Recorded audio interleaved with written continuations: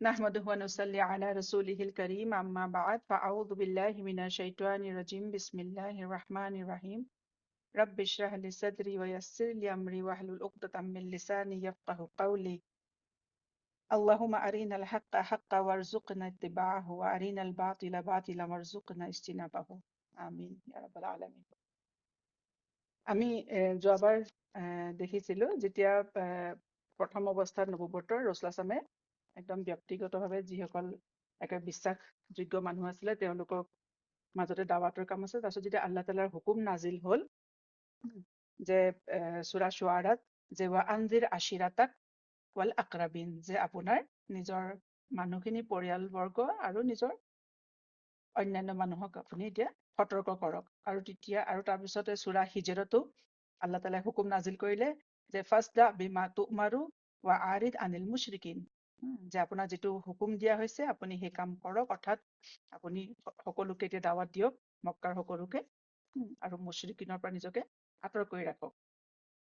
গতিকে এই হুকুম নাজিল হোৱাৰ লগে লগে ৰাসূলুল্লাহ সাল্লাল্লাহু আলাইহি ওয়াসাল্লামে কি কৰিলে, যিটো অপেনলি তেওঁ অপেনলি মানে দাৱাত দিবলৈ ধৰিলে। আমি দেখা পাইছো কেনেকে তেওঁ চাফা পাহাৰৰ ওপৰত থিয় হৈ সকলোকে দাৱাত দিছিলে। তাৰপিছত তাৰ আগতে তেওঁ নিজৰ ঘৰত তেওঁ পৰিয়ালবৰ্গক দাৱাত দিছিলে, খোৱাৰো দাৱাত দিছিলে, তাতে তাৰ লগতে আল্লাহ তালাৰ মানে দিনে ইছলামৰ প্ৰতিও দাৱাত দিছিলে। যেতিয়া ৰাসূলুল্লাহ ইছলামে অপেন দাৱা আৰম্ভ কৰিলে, তেতিয়া মক্কাত নহয় সকলো মানুহৰ মাজত মানে এটা কোৱাকুই আৰম্ভ হ'ল। মানে কোনো মানুহে কোৱাকুই তেতিয়া যে মানে মানে কেনেকুৱা কথা, কি বতৰা, কেনেকে মানে এজন মানুহক আল্লাহ তালাই আমাৰ মাজৰ পৰা এজন মানুহক মানে নবী হিচাপে চিলেক্ট কৰিব পাৰে, মনোনীত কৰিব পাৰে, তেওঁতো সাধাৰণ মানুহ, কি ধৰণে কৰিব পাৰে, এই বিষয়ে বিভিন্ন ধৰণৰ বু বা মানে কথা বতৰা মক্কাত আৰম্ভ হ'ল। আৰু এই বিষয়ে আল্লাহ তালাই সূৰা নবাতো কৈছে যে আম্মা ইয়াতাসাআলুন আনিন নাবাইল আযীম আল্লাযী হুম ফীহি মুখতালিফুন, যে এজন মানুহক আল্লাহ তালাই নবী হিচাপে বাছনি কৰিলে, মনোনীত কৰিলে, আৰু তেওঁলৈ আল্লাহ তালাৰ ফালৰ পৰা বহি আহে, আসমানৰ পৰা বহি আহে। যেতিয়া এই খবৰ বিয়পি পৰিলে বাতৰিটো, আৰু ৰাসূলুল্লাহ ইছলামে যেতিয়া অপেন দাৱা দিবলৈ আৰম্ভ কৰিলে, তেতিয়া মানুহখিনিও দুভাগত বিভক্ত হৈ গ'ল। কিছুমানে ৰাসূলুল্লাহ ইছলামৰ ওপৰত ঈমান আনিলে, বিশ্বাস কৰিলে, তেওঁৰ কথা, তেওঁৰ দাৱাত কবুল কৰিলে, আৰু বেছিখিনিয়ে কি হৈছে মানে অস্বীকাৰ কৰিলে। ঠিক আছে, বেছিখিনি সিহঁতি অস্বীকাৰ কৰিলে। আৰু সিহঁতি অস্বীকাৰ কৰিলে প্ৰথম অৱস্থাত মানে মুশ্ৰিকিনবোৰে ইমান খোলাভাৱে মানে অপেনলি বিৰোধিতা কৰা নাছিলে। কিন্তু যেতিয়া লাহে লাহে আমি দেখিলো আল্লাহ তালাৰ ফালৰ পৰাও যেতিয়া ৰাসূলুল্লাহ সাল্লাল্লাহু আলাইহি ওয়াসাল্লামৰ প্ৰতি কিছুমান আয়াত নাজিল হ'ল যে মুশ্ৰিকিনৰ প্ৰতি ষ্ট্ৰিক্ট হ'ব লাগে, কোনো ধৰণৰ কোনো চিৰ্কক মানে ইছলামত হেৰি দিয়া নহয়, প্ৰশ্ৰয় দিয়া নহয়, তেতিয়াই মুশ্ৰিকিনৰো কি হৈছে দিনে ইছলাম কিদৰে ৰখাব পাৰি, সিহঁতি বিভিন্ন ধৰণৰ নিজৰ মানে প্লেনিং বা এনেকুৱা ধৰণৰ প্লেনিং কৰিবলৈ আৰম্ভ কৰিলে। যেতিয়া আল্লাহ তালাই মানে হুকুম দিলে সকলোৰে সন্মুখত দাৱাত দিয়া, তেতিয়া ৰাসূলুল্লাহ ইছলামে কি হৈছিলে, প্ৰথমতে মানে কাবাৰ সন্মুখত ৰাসূলুল্লাহ ইছলামে কি হৈছে কোৰআন তিলাৱত কৰিবলৈ আৰম্ভ কৰিলে, যাতে সকলোৱে শুনা পায়। আৰু তেতিয়া সিহঁতি দিনে ইছলাম ৰখাবলৈ, বাধা দিবলৈ, দিনে ইছলাম প্ৰচাৰত বাধা দিবলৈ মুশ্ৰিকিনে বিভিন্ন পন্থা অৱলম্বন কৰিছিলে। যেতিয়া ৰাসূলুল্লাহ ইছলামে কাবাৰ সন্মুখত কোৰআন তিলাৱত কৰে যাতে সকলোৱে শুনা পায়, তেতিয়া মুশ্ৰিকিনবোৰে কি হয়, সিহঁতি আহি তাত জমা হয়হি। আৰু ৰাসূলুল্লাহ ইছলামে পঢ়িবলৈ আৰম্ভ কৰাৰ লগে লগে সিহঁতি কি হয়, জোৰে জোৰে কথা পাতিবলৈ আৰম্ভ কৰি দিয়ে, যাতে আনে সেই তিলাৱত নুশুনক। আৰু যেতিয়া মুশ্ৰিকিনবোৰে জোৰে জোৰে কথা পাতিবলৈ আৰম্ভ কৰে, কুৰেইছৰ অন্যান্য মানুহবোৰে, তেতিয়া ৰাসূলুল্লাহ ইছলামেও নিজৰ অকমান যিটো আৱাজ আছে, ভইচ অলপ উচ্চ স্বৰে তেওঁ ক'বলৈ আৰম্ভ কৰে, যাতে মানুহখিনিয়ে শুনা পাওক। ঠিক আছে, গতিকে এইদৰে চলি থাকোতে তেতিয়া আল্লাহৰ ফালৰ পৰা হুকুম আহিলে সূৰা ইছৰা 110 নম্বৰত আল্লাহ তাআলাই কৈছে যে ৱালা তাজহাৰ বি সালাতিকা ৱালা তুখাফিত বিহা ৱাবতাই বাইনা যালিক সাবিলা, যে আপুনি না খুব বেছি উচ্চ স্বৰত পঢ়িব, যেতিয়া তিলাৱত কৰিব, না একদম লাহে লাহে, তাৰ মাজৰ এটা মধ্যমীয়া এটা হেৰি মানে স্বৰত আপুনি পঢ়ি যাওক। আৰু তেতিয়াৰ পৰা এইটো হ'ল যে খুব জোৰতো পঢ়া উচিত নহয়, আৰু একদম লাহে লাহে পঢ়াও উচিত নহয়, কোৰআন তিলাৱত কৰাও উচিত নহয়। এটা মধ্যমীয়া স্বৰত, যাতে মানুহে শুনা পায় আৰু শুনিবলৈও ভাল লাগে। আৰু সেই সময়ত যেতিয়া ৰাসূলুল্লাহ ইছলামে দাৱাতৰ কাম কৰিছিলে, যেতিয়া মানে কোৰআন পঢ়িছিলে, তেতিয়া পাব্লিকলি যেতিয়া কোৰআন পঢ়িছিলে, তেওঁৰ বাহিৰে কোনো সাহস কৰা নাছিলে। যিসকল চাহাবাই মানে ইমান আনিছিলে, যিসকল মুছলমান হৈছিলে, তেওঁলোকৰ কোনো সাহস কৰা নাছিলে যে তেওঁলোকে মানে গৈ পেলাই মানে সকলোকে মানে অপেন দাৱাত দিব। কাৰণ কোনেও কুৰেশ্বৰ মানে ৰোষত পৰিবলৈ বিচৰা নাছিলে, সাহস কৰা নাছিলে। হা। তাৰপিছতে এদিন ৰাছূলুল্লাহ ছাল্লাল্লাহু চাহাবাসকলক সুধিলে যে কোনে মানে কোৰাণ পঢ়িব মানে অপেনলি, মানে সকলোৰে সন্মুখত, হা, যাতে সকলোৱে শুনা পায়। তেতিয়া বাকী চাহাবাসকলতো মনে মনে থাকিলে। সেই সময়ত কি আছিলে, আব্দুল্লাহ ইবনে মাছুদে ক'লে যে মই পঢ়িম, কিন্তু এই কামটো মই কৰিম। কিন্তু ৰাছূলুল্লাহ ছাল্লাল্লাহু মনা কৰিলে যে তুমি নোৱাৰিবা, কাৰণ তুমি এই কাম তোমাক দিয়াও নহয়, তুমি কৰাটো উচিতো নহয়। কাৰণ কিয়, আব্দুল্লাহ ইবনে মাছুদ তেখেত কুৰেশী নাছিলে, আৰু দ্বিতীয়তে তেওঁ মক্কাৰো বাসিন্দা নহয়। তেখেত আচলতে য়েমেনৰ পৰা অহা, অৰিজিনেলি তেখেত য়েমেনৰ হয়। গতিকে মক্কাত তেওঁৰ তেনেকুৱা কোনো মানে মানে হেৰি নাই যে কোনোবাই তেওঁক সুৰক্ষা প্ৰদান কৰিব, বা তেওঁৰ লিনিয়েজো মানে মানে যিটো পৰিয়াল বংশ তেনেকুৱা মৰ্যাদাপূৰ্ণ নহয় যে তেওঁক কোনোবাই সুৰক্ষা প্ৰদান কৰিব। সেইকাৰণে ৰাছূলুল্লাহ ছাল্লাল্লাহু আলাইহি ওয়াসাল্লামে আব্দুল্লাহ ইবনে মাছুদক মনা কৰিলে যে তুমি ক'ব নালাগে, হা, পঢ়িব নালাগে। কিন্তু আব্দুল্লাহ ইবনে মাছুদে তেখেতক ক'লে যে নাই, তেওঁ ৰাছূলুল্লাহ ছাল্লাল্লাহু খুব জোৰকে ধৰিলে যে ৰাছূলুল্লাহ মই কৰিম, নহয়। আৰু এইজনে আব্দুল্লাহ ইবনে মাছুদ, যাৰ বিষয়ে পিছত ৰাছূলুল্লাহ ছাল্লাল্লাহু আলাইহি কৈছিলে যে তোমালোকে যদি কোৰাণ শিকিব খোজা তেনেহলে এই 4জনৰ পৰা শিকিবা। 4জনৰ কথা কৈছিলে ৰাছূলুল্লাহ ছাল্লাল্লাহু আলাইহি ওয়াসাল্লামে। খুজুল কুৰআনা মিন আৰবাআতিন মিন আব্দুল্লাহ ইবনে মাছুদ ওয়া সালিম মুআজ ওয়া উবাই বিন কাব।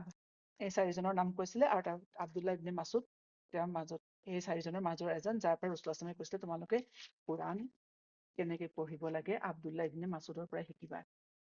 কাৰণ আব্দুল্লাহ ইবনে মাছুদ আৰম্ভণিতে তেওঁ ইছলাম কবুল কৰা চাহাবা, আৰু তেওঁ সকলো সময়তে ৰাছূলুল্লাহ ছাল্লাল্লাহু লগতে আছিলে, আৰু তেওঁ ৰাছূলুল্লাহ ছাল্লাল্লাহু পৰা ডাইৰেক্ট কোৰাণ শিকিছিলে। কোৰাণৰ শিক্ষা তেওঁ ৰাছূলুল্লাহ ছাল্লাল্লাহু পৰা ডাইৰেক্ট পাইছিলে, ঠিক আছে। আৰু খুব শুৱলাকে তেওঁ কোৰাণ পঢ়িব পাৰিছিলে, খুব শুৱলাকে কিৰাত কৰিব পাৰিছিলে। গতিকে আব্দুল্লাহ ইবনে মাছুদৰ মানে যেতিয়া তেওঁ খুব ৰাছূলুল্লাহ ছাল্লাল্লাহু খাটনি ধৰিলে, তেতিয়া ৰাছূলুল্লাহ ছাল্লাল্লাহু তেওঁক অনুমতি দিলে, আৰু নবী সাল্লাল্লাহু আলাইহি ওয়াসাল্লামৰ অনুমতি লাভ কৰি তেওঁ কাবালে গ'ল আৰু মাকামে ইব্ৰাহিমৰ সন্মুখত থিয় হৈ সুন্দৰকৈ কোৰাণ তিলাৱত আৰম্ভ কৰিলে। আৰু তেওঁ সূৰা ৰহমান পঢ়িবলৈ আৰম্ভ কৰিলে। গতিকে সূৰা ৰহমানো মক্কী সূৰা, আৰু এয়াও নবুৱতৰ আৰম্ভণি অৱস্থাতে নাজিল হোৱা এটা সূৰা ৰহমান। যেতিয়া ইমান তেওঁ সুন্দৰ মানে সুৰেৰে, সুন্দৰ স্বৰত তেওঁ যেতিয়া মানে কণ্ঠত তেওঁ কোৰাণ তিলাৱত কৰি আছিলে, যিমানখিনি মানুহ আছিলে কাবাৰ সন্মুখত, মক্কাৰ মানুহখিনি ওচৰ চাপি আহিলে শুনিবলৈ। কাৰণ সেই সময়ত মক্কাখন ইমান ডাঙৰ চহৰ নাছিলে, এখন সৰু চহৰ, সৰু আবাদীপূৰ্ণ। কোনোবাই আৰু কাবাৰ সন্মুখত কোনোবাই কিবা এটা ক'লে গোটেইখন জনাজনি হৈ গৈছিলে, অতি সোনকালে বিয়পি গৈছিলে। আৰু তেওঁ ইমান সুন্দৰভাৱে তিলাৱত কিৰাত কৰিছিলে যে সকলো মানুহ আহি তাত গোট খাবলৈ ধৰিলে, শুনিবলৈ ধৰিলে। আৰু আৰববোৰো আচৰিত হৈ মন্ত্ৰমুগ্ধ হৈ শুনিব ধৰিলে। কাৰণ কেলে, সিহঁতি আৰবী ভাষাত কথা কয়, সিহঁতি চিঞৰ চায়ৰিও কৰে, কিন্তু কোৰাণৰ যিটো তিলাৱতৰ যিটো মানে এটা ষ্টাইল, হয় নে নহয়, তাত কিছুমান নেজেল চাউণ্ড থাকে, আপছ এণ্ড ডাউনছ থাকে, হয় নহয়, আৰু যেতিয়া সেই সকলোবোৰ যেতিয়া মানে তাজবিদৰ ৰুলৰ সৈতে কোৰাণ পঢ়া হয়, শুনিবলৈ অত্যন্ত সুন্দৰ হয়। গতিকে সিহঁতিও প্ৰথমবাৰলৈ শুনিছে যে কিছুমানে অলপ বেলেগ ধৰণৰ লাগিছে, ইমান শুৱলা, ইমান মধুৰ শুনিবলৈ, আগতে সিহঁতি কেতিয়াও শুনা নাই মক্কাবাসীয়ে। গতিকে মন্ত্ৰমুগ্ধ হৈ সিহঁতি শুনিবলৈ ধৰিলে। কিন্তু অলপ পৰৰ পিছত সিহঁতি ৰিয়েলাইজ কৰিলে যে এয়াতো সেয়াই, এওঁতো সেইটোৱে পঢ়ে যিটো মুহাম্মদ ছাল্লাল্লাহু আলাইহি ওয়াসাল্লামে তেওঁৰ ওপৰত নাজিল হৈছে বুলি দাবী কৰিছে। আৰু যেতিয়া ইহঁতি কথাটো বুজি পালে, মুশ্ৰিকিন বোলে, হয় নে নহয়, সিহঁতি কি কৰিলে, আব্দুল্লাহ ইবনে মাছুদক সিহঁতি মাৰপিট কৰিবলৈ আৰম্ভ কৰি দিলে। আৰু বাকী সন্মুখৰ মানুহৰ আৰু ৰাইজৰ বাট চাই আছে, কোনো তেওঁক বচাবলৈ অহা নাই। কাৰণ তেওঁ মানে অকলশৰীয়া, কুৰেশ্বিয়ে তেওঁক মানে তেওঁৰ কোনো মানে তেওঁৰ ফেমিলি মেম্বাৰ এনেকুৱা ষ্ট্ৰং নহয় যে তেওঁক বচাবলৈ আহিব। গতিকে বাকী মানুহবোৰে বচাবলৈ অহা নাই। গতিকে তেওঁ ইমান মাৰপিট কৰিলে যে তেওঁ আৰু চূৰাটো সম্পূৰ্ণ কৰিব নোৱাৰিলে, ৰহমান। তাৰপিছত আৰু তেওঁ বিভিন্ন ধৰণৰ মানে দেহাত আঘাত লৈ পেলাই তেজে তুমুৰলি হৈ পেলাই ইবনে মাছুদ ৰাছূলুল্লাহ ছাল্লাল্লাহু ওচৰলৈ ঘূৰি আহিলে। তেওঁৰ অৱস্থা দেখি চাহাবাসকলে ক'লে যে আমি জানিছিলো যে এই কাৰণে তোমাক মনা কৰিছিলো, তুমি নাযাবা। কাৰণ তোমাক যেতিয়া সিহঁতি কুৰেশ্বিয়ে এটেক কৰিব, আক্ৰমণ কৰিব, তেতিয়া কোনো বচাবলৈ নাহে। কাৰণ সেই সময়ত আৰব সমাজৰ সেইটোৱে ব্যৱস্থা আছিলে যে সিহঁতি কেৱল নিজৰ বংশৰ মানুহ, নিজৰ পৰিয়ালৰ মানুহকহে সিহঁতি সুৰক্ষা প্ৰদান কৰে, আনক সিহঁতি একো কৰিব নোৱাৰে। তেতিয়া ইবনে মাছুদে মানে যেতিয়া ক'লে যে তুমি নাযাবা, চাহাবা ক'লে ইবনে মাছুদক ক'লে, তেতিয়া তেওঁ ক'লে, ইবনে মাছুদে ক'লে যে ৱাল্লাহি, আল্লাহৰ শপত যে মই এতিয়াৰ পৰা মই আৰু যাম এই ঘটনাৰ পিছৰ পৰা, হা কাইলৈ মই পুনৰ যাম আৰু মানে মই মোৰ কোৰাণ মই তাত শুনামেই, সিহঁতে যি মন যায় কৰক। তেতিয়া বাকী চাহাবাসকলেও ক'লে যে হ'ব আৰু যথেষ্ট হৈছে, মানে তোমাৰ কাম তুমি কৰি আহিলা, সিহঁতক কোৰাণ শুনোৱাটো জৰুৰী আছিলে, তুমি শুনাই আহিলা, বাছ তুমি আৰু এতিয়া যাব নালাগে, কাৰণ এইবাৰ গ'লে আৰু সিহঁতি শুদাই নেৰে, মাৰিয়ে পেলাব। গতিকে যেতিয়াই কোৰাণ শুনোৱা হয়, চব আব্দুল্লাহ ইবনে মাছুদেতো একো কৰা নাছিলে সিহঁতক, হয় নে নহয়, কিন্তু একমাত্ৰ তেওঁৰ ওপৰত ইমান অত্যাচাৰ কিয় কৰা হ'ল, একমাত্ৰ কোৰাণ শুনোৱাৰ কাৰণে। কোৰাণ শুনোৱাৰ বাবদে তেওঁৰ ওপৰত ইমান অত্যাচাৰ কৰা হ'ল, তেওঁক মাৰপিট কৰা হ'ল। আৰু ৰাছূলুল্লাহ ইছলামৰ ওপৰতো অন্যান্য চাহাবাসকলৰ ওপৰতো বহুত অত্যাচাৰ কৰিছিলে। তাৰপিছতে আৰু বিভিন্ন ধৰণৰ আছে, যেনেকে ইবনে ইছাকে বৰ্ণনা কৰিছে, তাবৰানীয়েও এই ঘটনাটো উল্লেখ কৰিছে যে আবু জাহাল, এই ঘটনাটো হৈছে আবু জাহাল, আখনাজ বিন শ্বাৰিক আৰু আবু চুফিয়ান, এই তিনিজন কুৰেইছৰ ডাঙৰ লিডাৰ আছিলে। যেনেকে আবু জাহাল আছিলে বানু মখজুমৰ, আবু চুফিয়ান বানু উমাইয়া, গতিকে আৰু আখনাজটো সম্ভৱ বানু মখজুমৰ আছিলে নেকি, বা যি কি নহওক এই তিনিজন মানে কুৰেইছৰ ডাঙৰ লিডাৰ আছিলে। এতিয়া যেতিয়া ৰাছূলুল্লাহ ছাল্লামে যি সময়ত মানে ব্যক্তিগতভাৱে দাৱাৰ কাম কৰি আছিলে, একদম মানে মানুহৰ আগত সদৰি কৰা নাছিলে, তেতিয়া সিহঁতি মানে অলপ ঘুনুক ঘানাককে শুনা পাইছে, কোৰাণৰ আয়াত সিহঁতৰ কাণতো পৰিছে, মানুহে আহি পেলাই, ঘৰৰ মানুহে আহি পেলাই কয়হি তেওঁলোকৰ কোৰাণৰ আয়াত তেনেকুৱা হৈছে, আৰু সিহঁতৰ তেতিয়া কি হৈছে, সিহঁতৰ শুনিবলৈ আচলতে খুব মন যায়, যে কিনো আহিছে, যে মুহাম্মদ ছাল্লাল্লাহু আলাইহি ওয়াসাল্লামে যে কিছুমান কথা কৈছে, পঢ়িছে, তিলাৱত কৰিছে, কি পঢ়িছে কি কৈছে, কিন্তু সিহঁতি নিজৰ মানে যিটো অহংভাৱ, সেইকাৰণে দি আগবাঢ়ি যাব নোৱাৰে, কিন্তু সিহঁতি খুব ইচ্ছা কৰে যে এটি শুনিব। গতিকে সিহঁতি কি কৰিলে, এদিন যেতিয়া ৰাছূলুল্লাহ ইছলামে ৰাতি তাহাজ্জুদ পঢ়িছিলে, কাৰণ নামাজ ফৰজ হোৱাৰ আগতে ৰাছূলুল্লাহ ইছলামে ৰাতি আৰু মানে ৰাতিপুৱাৰ আগডোখৰত মানে পিছ ৰাতি তেওঁ নামাজ পঢ়ে, তাহাজ্জুদ পঢ়ে, তো আল্লাহ তাআলাৰ হুকুম আৰম্ভণিতে ৰাছূলুল্লাহ ইছলামৰ ওপৰত নাজিল হৈছিলে যে তাহাজ্জুদ যেতিয়া পঢ়ে, ৰাছূলুল্লাহ ইছলামে নিজৰ ঘৰতেই হওক বা কাবাৰ সন্মুখতেই হওক, তেওঁ উচ্চ স্বৰে পঢ়ে, জোৰত পঢ়ে, শব্দ কৰি পেলাই পঢ়ে। এইদৰে এদিন নামাজ পঢ়ি থাকোতে, ফজৰৰ আগত শেষ হ'ল নামাজ পঢ়া, তাৰপিছতে কি হৈছে, তিনিওজনে তিনিফালৰ পৰা আহি পেলাই মনে মনে শুনি আছিলে। আকৌ যেতিয়া নবী সাল্লাল্লাহু আলাইহি ওয়াসাল্লামৰ পঢ়া শেষ হ'ল, সিহঁতি যেতিয়া নিজৰ ঘৰৰ ফালে যাবলৈ ওলালে, ঘৰৰ মানে তিনিজন মানে সন্মুখীন হ'ল, সন্মুখীন হ'ল, আৰু তাৰপিছতে ক'লে, লাজো পাইছে এতিয়া যে মানে আমি কিয় আহিলো, তাৰপিছত ইজনে সিজনক মানে আৰু বাহানা দিছে যে নাই নাই এনেই আহিছো, যাক গৈ থাকোতে এইফালেদি শুনিলো। কিন্তু তেওঁলোকে ৰাছূলুল্লাহ ছাল্লামৰ কোৰাণ তিলাৱত কৰা শুনি ইমান বেছি সন্মোহিত হৈছিলে, মেছমেৰাইজ হৈছিলে, যে পুনৰ শুনাৰ তেওঁলোকে লোভ সামৰিব নোৱাৰিলে। দ্বিতীয় ৰাতি আকৌ আহিল শুনিবলৈ, তিনিজনে বিভিন্ন দিশৰ পৰা, আকৌ পুনৰ ভেটাভেটি হ'ল, কিন্তু তেওঁলোকে আকৌ ক'লে, বাহানা কৰিলে যে আৰু আজি শুনিলো আৰু কাকো নকবা এই কথা, মানে কেতিয়াও আমি আৰু নুশুনো, কেতিয়াও নাশুনো। কিন্তু তৃতীয় ৰাতি পুনৰ আহিল, নিজকে ৰখাব নোৱাৰিলে। যেতিয়া আকৌ পুনৰ দেখা দেখি হ'ল, তেতিয়া ক'লে যে এইটোতো ভাল কথা হোৱা নাই, এইদৰে যদি আমাক আনে গম পায়, আমি এইদৰে মনে মনে আহি কোৰাণ শুনিছোহি, যে মুহাম্মদৰ কথা শুনিছো ছাল্লাল্লাহু আলাইহি ওয়াসাল্লাম, তেতিয়া আৰু আমাৰ সন্মান নাথাকিব কাৰো আগত। গতিকে সিহঁতি তেতিয়া শপত খালে যে ৱাল্লাহি, আল্লাহৰ শপত, যে আমি আৰু কেতিয়াও আৰু শুনিবলৈ নাহো। কিন্তু এইখিনিতে এটা কথা মন কৰিবলগীয়া, যে সিহঁতি শুনিবলৈ আহিছিলে, হয় নে নহয়, কেতিয়া শুনিবলৈ আহিছে, যেতিয়া ৰাছূলুল্লাহ ছাল্লামে পিছ ৰাতি ফজৰৰ আগতে কোৰাণ তিলাৱত কৰে, হয় নে নহয়, কিহে সিহঁতক টোপনিৰ পৰা টানি আনিছিলে, হয় নে, কিহে সিহঁতক মানে কিহৰ তাৰণাত সিহঁতি আহিছিলে, নিজৰ শোৱা পাতি এৰি পেলাই, যে আনৰ ঘৰৰ সন্মুখত সিহঁতি লুকাই চুৰকৈ কোনোবাই কিবা পঢ়িছে শুনিবলৈ কি পৰ দি থাকে। আচলতে সিহঁতি পুৰা বুজি পাইছিলে, খুব ভালদৰে বুজি পাইছিলে, যে এই কালাম, এই যি পঢ়িছে, যি মুহাম্মদ ছাল্লাল্লাহু আলাইহি ওয়াসাল্লামে, সেয়া তেওঁৰ সৃষ্টি হবই নোৱাৰে। আৰু মানে সিহঁতি তাৰ সেই কালামৰ মানে যিটো সৌন্দৰ্যতা, সিহঁতি মন্ত্ৰমুগ্ধ হৈ গৈছিলে, কিন্তু সিহঁতি আচলতে মুখেৰে বা মনেৰে সিহঁতি মানি ল'ব পৰা নাছিলে, মানুহৰ আগত এই কথাটো সিহঁতি স্বীকাৰ নকৰে আচলতে। আৰু তাতে আকৌ ৰাছূলুল্লাহ ছাল্লামৰ কণ্ঠত কিমান সুন্দৰ হ'ব, শুৱলা হ'ব কোৰাণ তিলাৱত শুনিবলৈ, হয় নহয়। সেইকাৰণে আজিও আমি যেতিয়া কোনোবা ভাল কাৰীৰ কণ্ঠত যেতিয়া আমি কোৰাণ শুনো কিমান ভাল লাগে শুনি। গতিকে ৰাছূলুল্লাহ সাল্লাল্লাহু কণ্ঠত শুনি সিহঁতিও আকৰ্ষিত হৈছিলে আৰু সিহঁতি বুজিও পাইছিলে, কিন্তু একচুৱেলি সিহঁতি স্বীকাৰ কৰি লোৱা নাছিলে। তাৰপিছত তাবৰানীত এই কথা আৰু তাৰ বিষয়ে আৰু এটা মানে বৰ্ণনা আছে যে ইয়াৰ পিছত সিহঁতি কি কৰিলে, চতুৰ্থ দিনা ৰাতিপুৱা হা আখনাছে আৰু থাকিব নোৱাৰিলে, কাৰণ সিহঁতৰ মনত অলপ হৈছে যে তেতিয়া আবু চুফিয়ানক সুধিলে যে আমি যে এই যে শুনিলো, এই যে কালাম শুনিলো, এই বিষয়ে তুমি কি ভাবা, সঁচা নে এই কালামবোৰ? আবু চুফিয়ানো অলপ ডিপ্ল'মেট আছিলে, তেওঁৰ মনত লাগিছে কথাবোৰতো সঁচা, কিন্তু তেওঁ নিজে তাৰ উত্তৰটো ডাইৰেক্ট নিদিলে। তেওঁ আখনাছক উল্টাই সুধিলে যে মানে এই কথাটো আল্লাহৰ শপত যে এইটো কথা হক যেন লাগিছে, কিন্তু মই সকলো কথা মানে মই বুজি পোৱা নাই, গতিকে তুমি কি ভাবা? তেতিয়া আখনাছে ক'লে যে যে আল্লাহৰ শপত যে এই কথা সঁচা, তেওঁ মিছা কথা কোৱা নাই।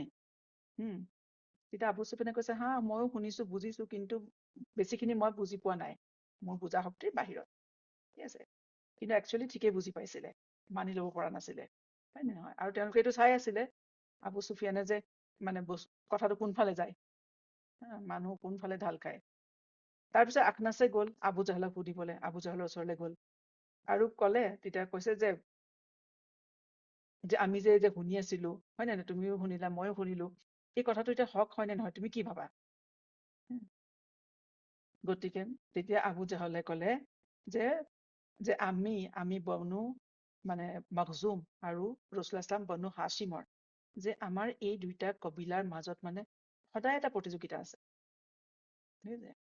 যে বনু হাছিম, বনু মখজুম, বনু উমাইয়া, এই গোটেইখিনি মানে কি আছে প্ৰায় সমান স্তৰ কুৰেইশ, আৰু সিহঁতি বেছ মানে সিহঁতৰ সেই পাৱাৰ লৈ পেলাই সদায় সিহঁতৰ মাজত এটা প্ৰতিযোগিতা চলি থাকে। তেতিয়া আবু জাহলে ক'লে যে যেতিয়া মানে বনু হাছিমে হাজীসকলক মানে খাদ্য বস্তু যোগান ধৰে, আমিও কৰো, আমিও খুৱাওঁ। সিহঁতে যেতিয়া হাজীসকলক পানী খুৱাই আমিও দিওঁ। সিহঁতে যেতিয়া কিবা যুদ্ধত জিকি আহে আমিও যুদ্ধত জিকি আহোঁ। বা সিহঁতে যেতিয়া অতিথি আপ্যায়ন কৰে, হয় নে, হাজীসকলৰ খিদমত কৰে, গতিকে আমিও কৰো, তেতিয়া আমিও সমানে সমানে থাকো, কোনো কথাতে আমি বনু হাছিমৰ পিছপৰা নহয়। গতিকে মানে আচলতে বনু হাছিমক মানে বনু মখজুমৰ সকলো কথাতে সিহঁতি ফ'ল' কৰে, যাতে সিহঁতি সমান সমান হ'ব পাৰে, যাতে বনু হাছিম মানে সিহঁততকে আগবাঢ়ি নাযায়। গতিকে যিটো আজিকালি আমাৰ মানুহৰ মাজতো হয় না, মানুহে মানে কম্পিটিশ্যনৰ কাৰণে মানে ইজনে সিজনক দেখুৱাবৰ কাৰণে বিভিন্ন অদৰকাৰী কথাত মানুহে প্ৰতিযোগিতা কৰে, কম্পিটিশ্যন কৰে। গতিকে বনু মখজুমেও কৰিছিলে, কম্পিটিশ্যন কৰিছিলে হাজীসকলক খোৱা বোৱা, আতিথ্য ইত্যাদিত। কিন্তু সেয়া সিহঁতি নিজ ইচ্ছাৰে কৰা নাছিলে, বা সিহঁতৰ কোনো সেৱাৰ মনোভাৱ নাছিলে, সিহঁতি আনৰ কাৰণে ভাল কৰাটো সিহঁতৰ মনোভাৱ নাছিলে, সিহঁতৰ খালি শ্ব' অফৰ কাৰণে বা কম্পিটিশ্যনত পৰি সিহঁতি কামবোৰ কৰিছিলে। কিন্তু বনু হাছিমে সেয়া নিস্বাৰ্থভাৱে কৰিছিলে সকলো কাম। যিটো কাবাৰ যিটো সেৱা আছিলে, হাজীসকলৰ যিটো সেৱা কৰিছিলে সিহঁতি, মানে ছাৰ্ভিচ দিছিলে, সিহঁতি নিস্বাৰ্থভাৱে দিছিলে।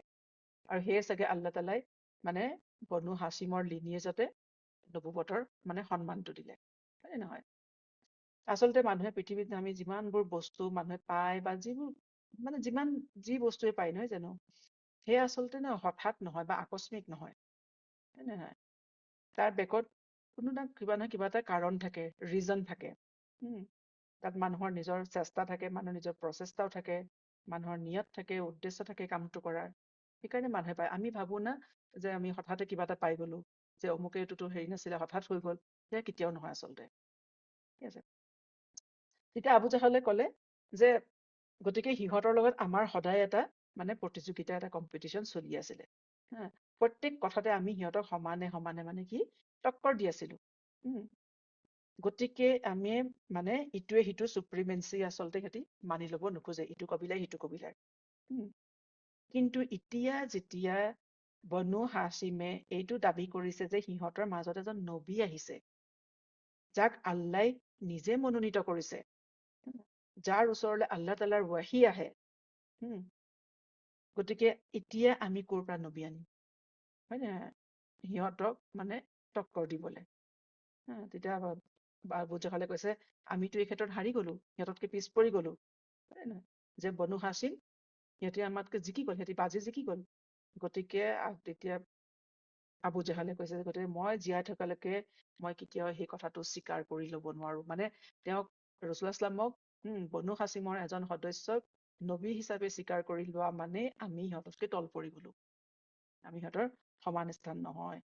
গতিকে কথাটো মানে সত্য কথা ন, তেওঁলোকে মানে মানে তেওঁ তকব্বুৰত মানি লোৱা নাছিলে, কিন্তু তথাপিও মিছা কথা কোৱা নাই।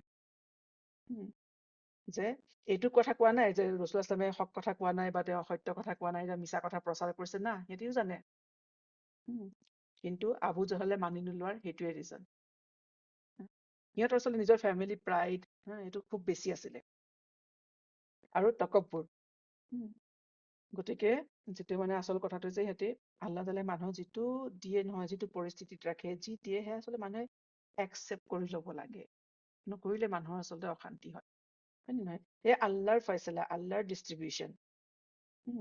তেওঁ কাক কেনেকে কি দিয়ে আল্লাহ জানে। আল্লাহ প্ৰত্যেক মানুহকে বেলেগ বেলেগ উদ্দেশ্যত পঠিয়াইছে, আৰু সেই উদ্দেশ্য পূৰণৰ কাৰণে আল্লাহ প্ৰত্যেককে বেলেগ বেলেগ ধৰণৰ কেপাচিটি দিছে, কেলিবাৰ দিছে। গতিকে সকলোৱে নিজৰটো আচলতে বস্তুটো একচেপ্ট কৰিব লাগে। গতিকে আবু জহলৰ মানুহে এইটো মানি ল'ব নোখোজে আচলতে।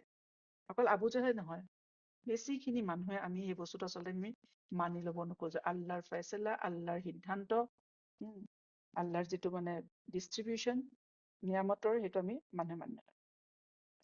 গতিকে আবু জহলৰো সেইটোৱে সমস্যা আছিলে, গৰ্ব, তকব্বুৰ, যে মোৰ বংশ, মোৰ লিনিয়েজ গতিকে আমি নাপাম সিহঁতি কিয় পাব, সিহঁতে আমাতকে এনে কি বেছি কি ভাল আছে যে সিহঁতি ইমানখিনি সন্মান পাব, মোৰ কিয় নহব।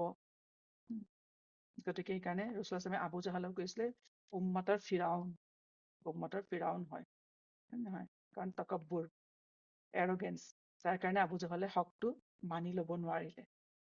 আৰু আজি আমি দেখা পাওঁ মানুহে যেতিয়া মানে যিটো ট্ৰুথ বা হক, যিটো সত্য, সেইটো মানে যিটো মানুহে মানি লোৱাত প্ৰধান দুটা বস্তুৱে বাধা দিয়ে। এটা হৈছে এৰগেন্স আৰু এটা হৈছে ইগনৰেন্স, নহয়, জিদ আৰু মানুহৰ অজ্ঞতা। এনেও চাবচোন, মানুহৰ কেতিয়াবা যিবোৰ মানুহে মানে বৰ বৰ কথা কয়, ফুটনি মৰা কথা কয় বা আনক তল দেখুৱাব, সেই মানুহৰ অজ্ঞতা নহয় আৰু কি হয়, ইগনৰেন্স নহয় নো মানুহৰ কি হয় নহয়। গতিকে এৰগেন্স আৰু ইগনৰেন্স, জিদ আৰু অজ্ঞতা, এই দুটা মানুহৰ প্ৰধান শত্ৰু আচলতে। মানুহৰ হকটো মানি ল'বলৈ নিদিয়ে। সেইকাৰণে আবু জাহলে সকলো সময়তে নবী সাল্লাল্লাহু আলাইহি ওয়াসাল্লামক কি হৈছিলে, অপদস্থ কৰিবলৈ চেষ্টা কৰিছিলে। এবাৰ কি হ'ল, এজন মানুহৰ লগত মানে কি হৈছে, তেওঁলোকো ব্যৱসায়ী আছিলে, আবু জাহল, কুৰেশবোৰ। তেতিয়া এজন মানুহৰ লগত কিবা ব্যৱসায়ী চুক্তি আছিলে আবু জাহলৰ লগত, তেওঁ কিন্তু মক্কাৰ নাছিলে, বেলেগ ঠাইৰ পৰা মানুহ আছিলে। চুক্তি মতে আবু জাহলে মানুহজনক মানে পইচা দিবলগীয়া আছিলে। মানুহজনে যেতিয়া পইচা পাবলগীয়া হ'ল, তেওঁ আবু জাহলৰ ওচৰলৈ গ'ল, খুজি গ'ল। কিন্তু এতিয়া আবু জাহলেও তেতিয়া মানে ভাবিলে যে মুহাম্মদ সাল্লাল্লাহু আলাইহি ওয়াসাল্লামক মানে এবাৰ এটা শিকনি এটা দিওঁ, শিক্ষা এটা দিওঁ। তেতিয়া মানুহজনক ক'লে, সেইজন মানুহক, যে তুমি যোৱা, মোৰ ওচৰত বৰ্তমান নাইকিয়া তোমাক দিবলগীয়া যিমানখিনি ধন সোণ, মই এতিয়া দিব মোৰ ওচৰত নাই, তুমি মুহাম্মদৰ ওচৰলৈ যোৱা আৰু তেওঁক কোৱা, মোৰ কথা ক'বা, তেওঁ তোমাক দি দিব। আচলতে আবু জাহলে আচলতে সেয়া মানে ৰং চাইছিলে যে ৰাছূলুল্লাহ সাল্লাল্লাহু কৰে কি। মানুহজনে নাজানে কি হৈছে, তেওঁ গ'ল ৰাছূলুল্লাহ সাল্লাল্লাহু ওচৰলৈ গ'ল আৰু সকলো কথা ক'লে যে আবু জাহলে এনেকে এনেকে পঠাইছে আপোনাৰ ওচৰত। আৰু ৰাছূলুল্লাহ সাল্লাল্লাহু কথাটো শুনি লগে লগে বুজি পালে, আৰু তেওঁ মানুহজনক লৈ পোনে পোনে আবু জাহলৰ ঘৰলৈ গ'ল, আৰু আবু জাহলৰ দৰ্জাত টুকৰ মাৰিলে। দৰ্জা খুলি সন্মুখত ৰাছূলুল্লাহ সাল্লাল্লাহু দেখি আবু জাহল থতমত খাই গ'ল, ভবা নাছিলে তেনেকে ওলাবহি বুলি। তেতিয়া নবী সাল্লাল্লাহু আলাইহি ওয়াসাল্লামে আবু জাহলক দেখাৰ লগে ক'লে, আবুল হাকাম, তুমি এই মানুহজনক তেওঁ প্ৰাপ্য ধন দি দিয়া। আৰু ৰাছূলুল্লাহ সাল্লাল্লাহু কথা শুনি আবু জাহলৰ কি হ'ল, তেওঁ লগে লগে তেওঁ ভিতৰলৈ গ'ল, এটা মোনা আনিলে ধনৰ, আৰু আনি লগে লগে মানুহটোক দি পেলাই পঠিয়াই দিলে। তাৰপিছতে মানুহটোৱে ভাবিছে, একো বুজি পোৱা নাই। তেতিয়া মানুহটোৱে ভাবিছে আবু জাহলে ঠিকেই কৈছিলে যে মুহাম্মদে মোৰ পইচাখিনি দিব পাৰিব, সাল্লাল্লাহু আলাইহি ওয়াসাল্লাম। পিছত এই ঘটনাটোৰ বিষয়ে আবু জাহলক যেতিয়া তেওঁৰ লগৰবোৰে সুধিলে, অন্যান্য মানুহখিনিয়ে, যে কি হ'ল, তুমিতো মানে নিদো বুলি কৈছিলা, আৰু মুহাম্মদ যেতিয়া আহিলে সাল্লাল্লাহু আলাইহি ওয়াসাল্লাম, আৰু তেওঁক ক'লে, আৰু তুমি লগে লগে দি দিলা, এটা শব্দ নকৰিলা। তেতিয়া আবু জাহলে ক'লে যে মানে যে আচলতে যেতিয়া মই দৰ্জা খুলিলো নহয়, তেতিয়া মই দেখিছো মুহাম্মদৰ পিছফালে মানে এজাক বনৰীয়া মানে উট, আৰু সিহঁতি মোক খেদি আহিছে। গতিকে সিহঁতক মানে মানে সিহঁতৰ ফালৰ পৰা মোৰ বাচিবলৈ কোনো উপায় নাছিলে, আৰু সেইকাৰণে মই লগে লগে দি পেলাই মানে তেওঁক পঠিয়াই দিলো। আচলতে এয়া আল্লাহ তাআলাৰ পৰা এটা মিৰাকল, ৰাছূলুল্লাহ সাল্লাল্লাহু আলাইহি ওয়াসাল্লামৰ সুৰক্ষাৰ কাৰণে আহিছিলে। আৰু যেতিয়া দেখিলে আবু জাহেলে যে আনে দেখা পোৱা নাই, তেতিয়া গম পালে যে আল্লাহৰ ফালৰ পৰা, গতিকে তেওঁৰ কথা নামানি মানে আৰু কোনো উপায় নাছিলে ৰাছূলুল্লাহৰ কথা নামানি। গতিকে এইদৰে আবু জাহেলে মানে সকলো ক্ষেত্ৰতে যেতিয়াৰ পৰা ৰাছূলুল্লাহে নবুৱতৰ দাৱা কৰিলে, কুৰেশবোৰে সকলো ফালৰ পৰা ৰাছূলুল্লাহক মানে অত্যাচাৰ কৰিবলৈ, উৎপীড়ন কৰিবলৈ আৰম্ভ কৰিলে।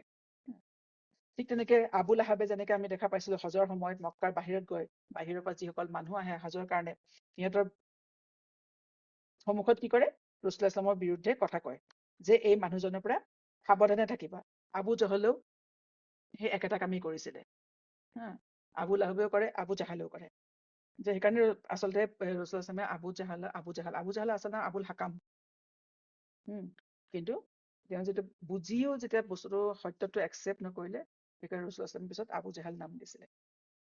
গতিকে আবু জাহালে কি কৰে, মানুহৰ আগত গৈ পেলাই, বাহিৰা মানুহ যেতিয়া আহে হজলৈ, তেওঁলোকৰ আগত কয়, এইটো প্ৰচাৰ কৰে যে এই মানুহজনৰ পৰা সাৱধানে থাকিবা, ইয়াৰ পৰা আঁতৰি থাকিবা। যদি তোমালোকে ওচৰ চাপা, তেওঁ তোমালোকৰ অনিষ্ট কৰিব। নহয়, তোমালোকৰ বংশৰ পৰিয়ালৰ পৰা আঁতৰাই দিব। গতিকে তেওঁৰ কথা নুশুনিবা, তেওঁৰ কথাত মানে যাদু আছে। গতিকে ৰাছূলুল্লাহৰ বিষয়ে বিভিন্ন অপবাদ উলিয়াই সিহঁতি কি কৰিছিলে, মানে ইছলাম প্ৰচাৰৰ পৰা তেওঁক ৰখাবলৈ চেষ্টা কৰিছিলে। ৰাছূলুল্লাহৰ নিজৰ কামৰ পৰা সিহঁতি ৰখাবলৈ চেষ্টা কৰিছিলে। তাৰপিছত আৰু সিহঁতি কি কৰিছিলে, যে মানে যেতিয়াই ৰাছূলুল্লাহে আল্লাহ তাআলাৰ আয়াত পঢ়ি শুনাই, কোৰাণৰ আয়াত পঢ়ি শুনাই, সিহঁতি তেতিয়া কি কৰে, বিভিন্ন ধৰণৰ সিহঁতি দাবী কৰিবলৈ ধৰে। সিহঁতি মানে যেতিয়া ৰাছূলুল্লাহে কয় না যে জান্নাতৰ কথা কয়, মোক মানে তোমাক জান্নাত দিব, নামানিলে জাহান্নাম দিব। তেতিয়া সিহঁতি ৰাছূলুল্লাহক বিভিন্ন ধৰণৰ মানে মিৰাকল, মুআজিজাৰ মানে সিহঁতি দাবী কৰে। ঠিক আছে। সূৰা ইছৰাটো সিহঁতি কয় যে যেতিয়া মানে সূৰা ইছৰাত আছে, আল্লাহ তাআলাই এই বিষয়ে উল্লেখ কৰিছে, সিহঁতি কি কয় মুশ্ৰিকিনবোৰে, ওয়াকালু লান তুমিনু লাকা হাত্তা তাফজু লানা মিনাল আৰদি ইয়ামবু, যে তোমাক আমি তেতিয়ালৈকে তোমাৰ ওপৰত ইমান নানো যেতিয়ালৈকে তুমি এই মৰুভূমিৰ পৰা আমাৰ কাৰণে এটা পানীৰ নিজৰা এটা বোৱাই নিদিয়া। অৰ্থাৎ তুমিতো আল্লাহ তাআলাৰ দ্বাৰা মনোনীত, আল্লাহে তোমালৈ ৱাহী পঠিয়াই, গতিকে তুমি যি কবা আল্লাহ সেইটোৱে কৰিব, হয় নহয়? আৰু সঁচাকে যদি তোমাক মানে নিজৰ কামৰ কাৰণে বাছি চিলেক্ট কৰিছে, তে তুমি কোৱা আল্লাহ, আমি কেনেকে জানিম?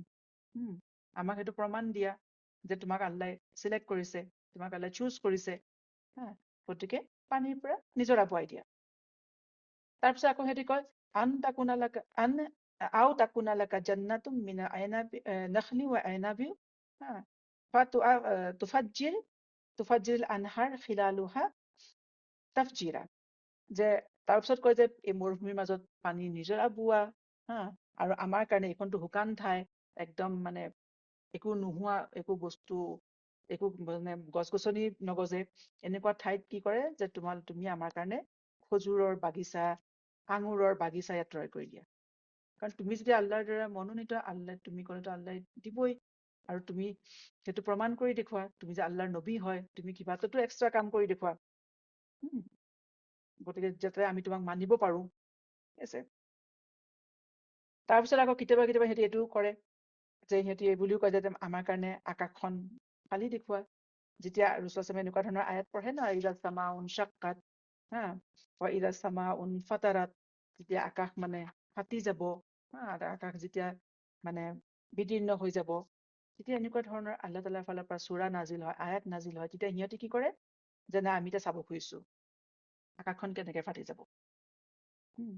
তেতিয়া আল্লাহে কৈছে, সিহঁতি কয় যে আও তাসকিতা সামা কামা জাআমতা আলাইনা কিসাফান আও তাআতিয়া বিল্লাহি ওয়াল মালাইকাতি কালিলান, যে আমাক এতিয়া আকাশখন তুমি ফালি দেখুওৱা, তুমিতো কৈছা, তুমি যিটো বস্তু দাবী কৰিছা আমাক কৰি দেখুওৱা। আৰু তুমি কোনোবা ফেৰিস্তাক মাতি দেখুওৱা, আমি চকুৰে দেখিলেহে আমি বিশ্বাস কৰিম।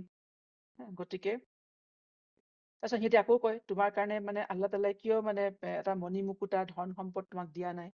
তুমি কিয় আমাৰ নিচিনাকে মানে বজাৰলৈ যাব লগা হৈছে? তুমি কিয় উপাৰ্জনৰ কাৰণে ইমান কষ্ট কৰিব লগা হৈছে? তুমিতো ঘৰতে বহি বহি সকলো বস্তু পাব লাগিছিলে। গতিকে আমি তোমাক কেনেকে নবী হিচাপে মানি ল'ম? তোমাক আমি কেনেকে ৰচুল হিচাপে মানি ল'ম?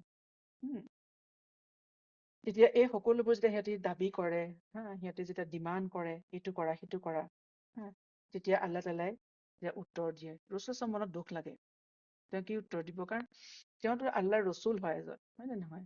আল্লাহৰ মানে বাকী মুআজ্জাও দেখুৱাবলৈ আল্লাহ তেওঁক পঠোৱা নাই। আল্লাহ কেৱল নিজৰ বাণীটো ক'বলৈ প্ৰচাৰ কৰিবলৈ পঠিয়াইছে ৰচুল, হয় নে নহয়?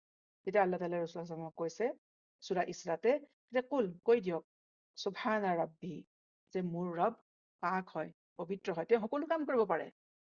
হা, তেওঁৰ এইবোৰ সাধ্যৰ ভিতৰত, আল্লাহ তাআলাৰ কাৰণে অসাধ্য একো নাই। কিন্তু কৈছে যে হাল কুনতু ইল্লা বাশাৰাৰ ৰাসূল, কিন্তু মোক এজন মানে ৰচুল হিচাপে পঠোৱা হৈছে, মই এজন সাধাৰণ মানুহ তোমালোকৰ নিচিনাই। মোক কেৱল ৰচুল হিচাপে পঠোৱা হৈছে, অৰ্থাৎ মোক এজন পয়গম্বৰ হিচাপে পঠোৱা হৈছে, আৰু এইবোৰ কাম কৰিবলৈ মোক পঠোৱা হোৱা নাই। ঠিক আছে?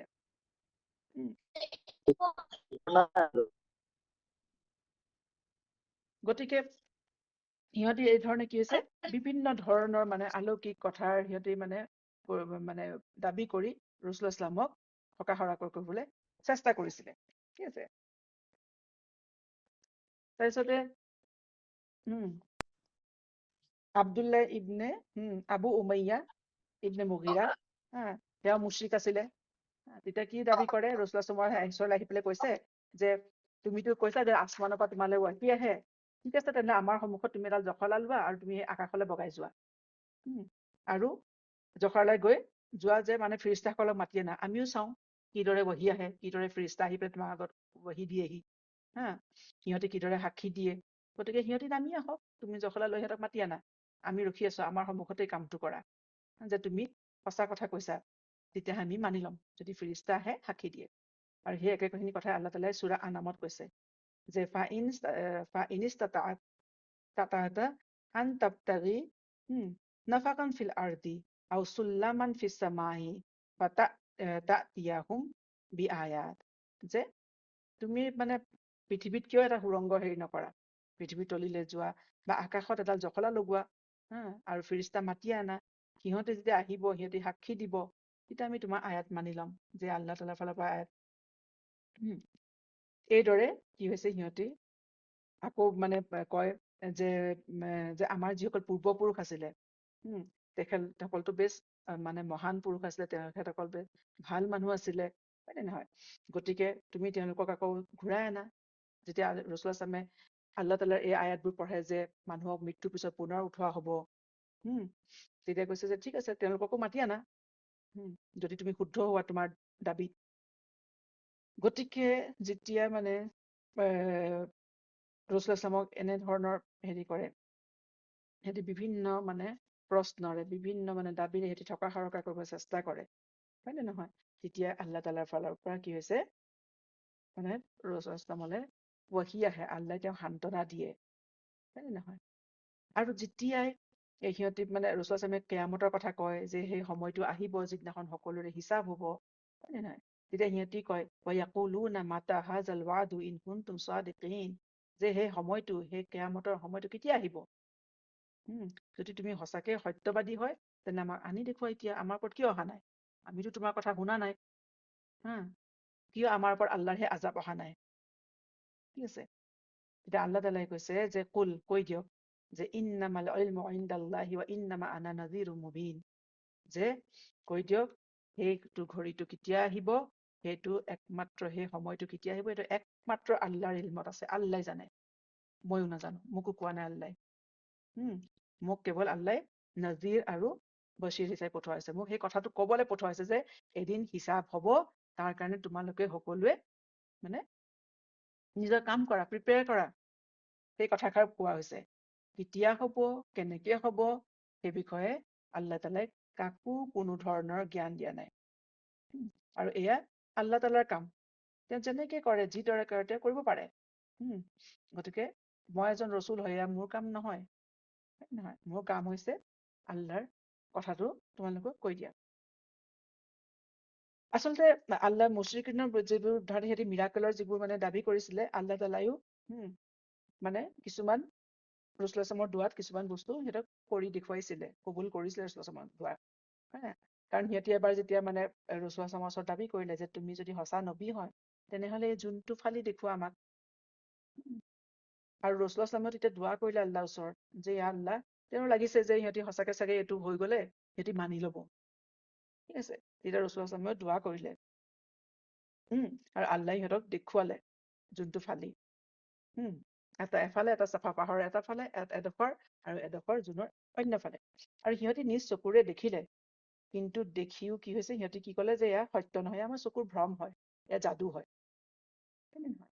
আৰু সেইটো আল্লাহ তাআলাই সূৰা কমৰত কৈছে যে ইক্তাৰাবা সাআতু ৱানশ্বাক্কাল কমাৰ, যে মানে অতি ওচৰতে আছে সেই সময়টো, সেই ঘড়ীটো, অৰ্থাৎ কিয়ামতৰ সময়।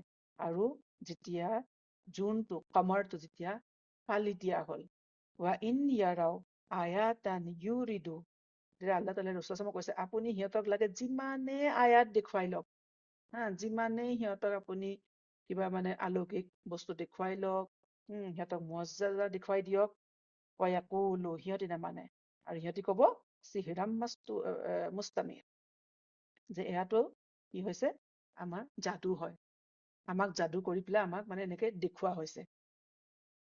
ঠিক আছে, আচলতে সিহঁতে মানে আল্লাহ জানিছিলে সিহঁতে যিমানে যি বস্তুৱে মানে দাবী কৰক, সিহঁতে মানিবলৈ আচলতে নাই, সিহঁতে স্বীকাৰ কৰিবলৈ নাই। আৰু সেইকাৰণে আল্লাহ তাআলাই সিহঁতক নিদেখুৱাই, সকলো দোৱা এইকাৰণে আল্লাহ কবুলো নকৰিছিলে।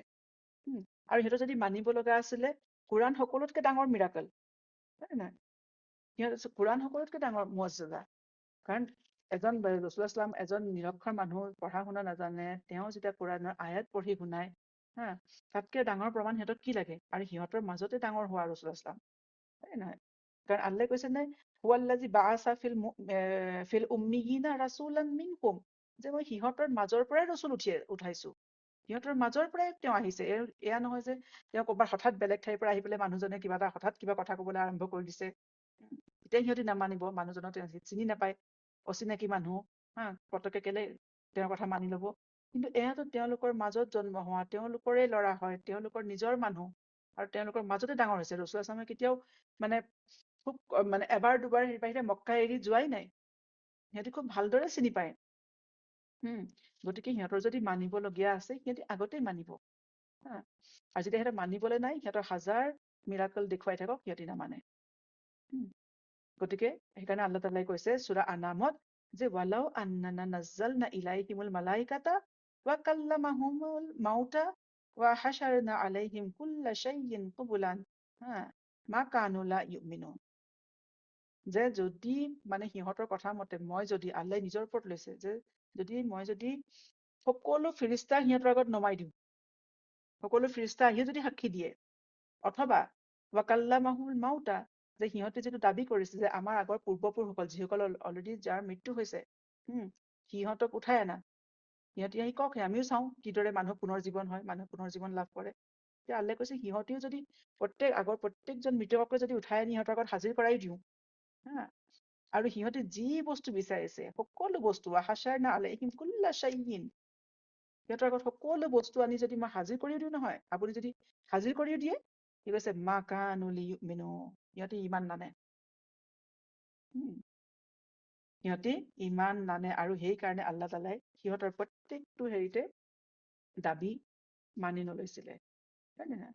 আৰু এটা আছে, সহিহ বুখাৰীত এটা ঘটনা আছে, যে এবাৰ মুশ্ৰিকিনবোৰে দাবী কৰিলে, যে ৰাসূল সাল্লাল্লাহু, যেতিয়া ৰাসূল সাল্লাল্লাহু সিহঁতক দাৱাত দি আছে, কৈছে যে ঠিক আছে, তুমি এটা কাম কৰা, যে চাফা পাহাৰটো আছে এইটো সোণলৈ পৰিৱৰ্তন কৰি দেখুওৱা। কাৰণ সিহঁতৰ সঁচাকে আৰবৰ মানে যিটো জীৱন আছিলে, অত্যন্ত কঠিন আছিল সিহঁতৰ জীৱন, হয় নে নহয়? সিহঁতৰ শুকান ঠাই, একো এটা উৎপন্ন নহয়, বৰ কষ্টকৰ আছিলে।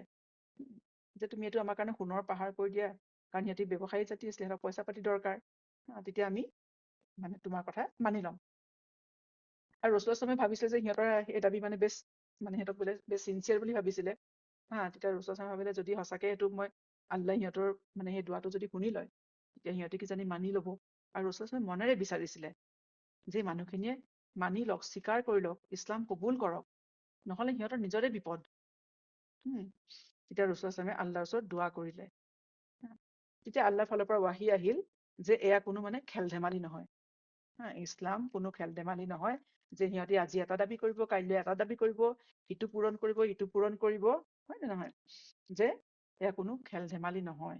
তেতিয়া আল্লাহে ৰাসূল সাল্লাল্লাহু ৱাহি কৰি ক'লে যদি আল্লাহ সিহঁতৰ ৰচুলামৰ দোৱা অনুসৰি দাবীটো পূৰণ কৰিব, এইটো সোণৰ পাহাৰলে পৰিৱৰ্তন কৰি দিব, সোণ কৰি দিব। কিন্তু সিহঁতে যদি আল্লাহ তাআলাৰ এই মুআজিজা দেখাৰ পিছতো যদি সিহঁতি মানি নলয় নহয়, তেতিয়াহ'লে সিহঁতৰ ওপৰত আজাব ধাৰ্য হৈ যাব। ঠিক আছে, আজাব লাজিম হৈ যায়। এয়া আল্লাহ তাআলাৰ সুন্নত হয় আচলতে। যেতিয়া কোনো কওমে নিজৰ নবীক মানে কিবা অলৌকিক বা ঐশ্বৰিক বস্তু দাবী কৰে, আৰু সেইটো যেতিয়া পূৰণ হৈ যায়, তাৰ পিছত যেতিয়া সিহঁতি নামানে, তেতিয়া আল্লাহ তাআলাৰ আজাব আহিবই আহিব। আমি মানে কওমে আদ, সামুদ আমি দেখা পাওঁ, হয় নে নহয়? সিহঁতি যেতিয়াই যিটো মিৰাকলৰ মানে দাবী কৰিছিলে, যেতিয়া পূৰণ কৰিলে আল্লাহ তাআলাই, আৰু সিহঁতি নামানিলে, তেতিয়া আল্লাহৰ আজাব আহি যায়। আচলতে কি হয়, নবী নিজে এজন আচলতে মুআজিজা হয়, হয় নে নহয়? সিহঁতি যেতিয়া নবীৰ কথা শুনিও যেতিয়া সিহঁতি সত্যটো স্বীকাৰ নকৰে, তাৰপিছত আল্লাহ যেতিয়া গায়েবৰ পৰা যিটো বস্তু মানুহৰ দৃষ্টিৰ পৰা লুকাই থাকে, সেয়াও যেতিয়া সিহঁতৰ দাবী মতে পূৰণ কৰি দিয়ে, সেইটোও যেতিয়া দেখুৱায়, তাতকে আৰু ডাঙৰ কি প্ৰমাণ লাগে সিহঁতক সত্যটো স্বীকাৰ কৰি ল'বলে? হা, সিহঁতি আল্লাহক এক মানি ল'বলে, আল্লাহক একমাত্ৰ ইলাহ মানি ল'বলে সিহঁতৰ কি দিগদাৰ হয়? সিহঁতৰ নিজৰ শিৰক এৰিবলে সিহঁতৰ কি দিগদাৰ হয়? হা, গতিকে সিহঁতি ইমানখন দেখাৰ পিছতো যেতিয়া সিহঁতি ইমান নানিলে নহয়, গতিকে সিহঁতি আৰু নানে পৃথিৱীত, সিহঁতি এতিয়া গণ্ডগোলেই কৰিব। আৰু সেইকাৰণে তেনেকুৱা মুআজিজা অহাৰ পিছত কি হয়, আচলতে যেতিয়া মানি নলয় নহয়, তেতিয়া সেই কমৰ ওপৰত আল্লাহৰ আজাব আহে। আৰু সেই কমটো আল্লাহ একদম মানে সমূলি নিৰ্মূল কৰি দিয়ে, যাতে সিহঁতৰ কোনো বেয়া বস্তু পৃথিৱীত থাকি নাযাব। কাৰণ সিহঁতি বেয়া থাকি গ'লে, সিহঁতি পৃথিৱীত বেয়াটোৱে বিয়পাব, তাৰ বাহিৰে সিহঁতি একো নকৰে, ফাসাদে কৰিব সিহঁতি। সেইকাৰণে তেতিয়া আল্লাহ ক'লে যে যদি মই কৰি দিম আপোনাৰ দোৱা কৰি, কিন্তু যদি সিহঁতি নামানে তেন্তে সিহঁতক ধ্বংস কৰি দিম।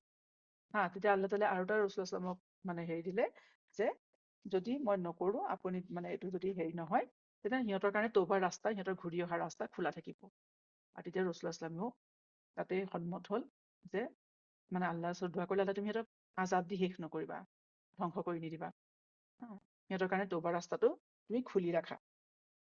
ঠিক আছে, গতিকে সেইকাৰণে আল্লাহে কৈছে ন যে ৱা ইন ইয়াৰাও কুল্লা আয়াতিন লা ইউমিনু, সিহঁতক যিমানে চব আয়াত আনি দিলো, যাৰ মানিবলৈ নাই সি কেতিয়াও নামানে। ঠিক আছে, গতিকে সেইকাৰণে আল্লাহ তাআলাই কি হৈছে, মানুহৰ মানে প্ৰত্যেকটো দাবী মানি নলয়।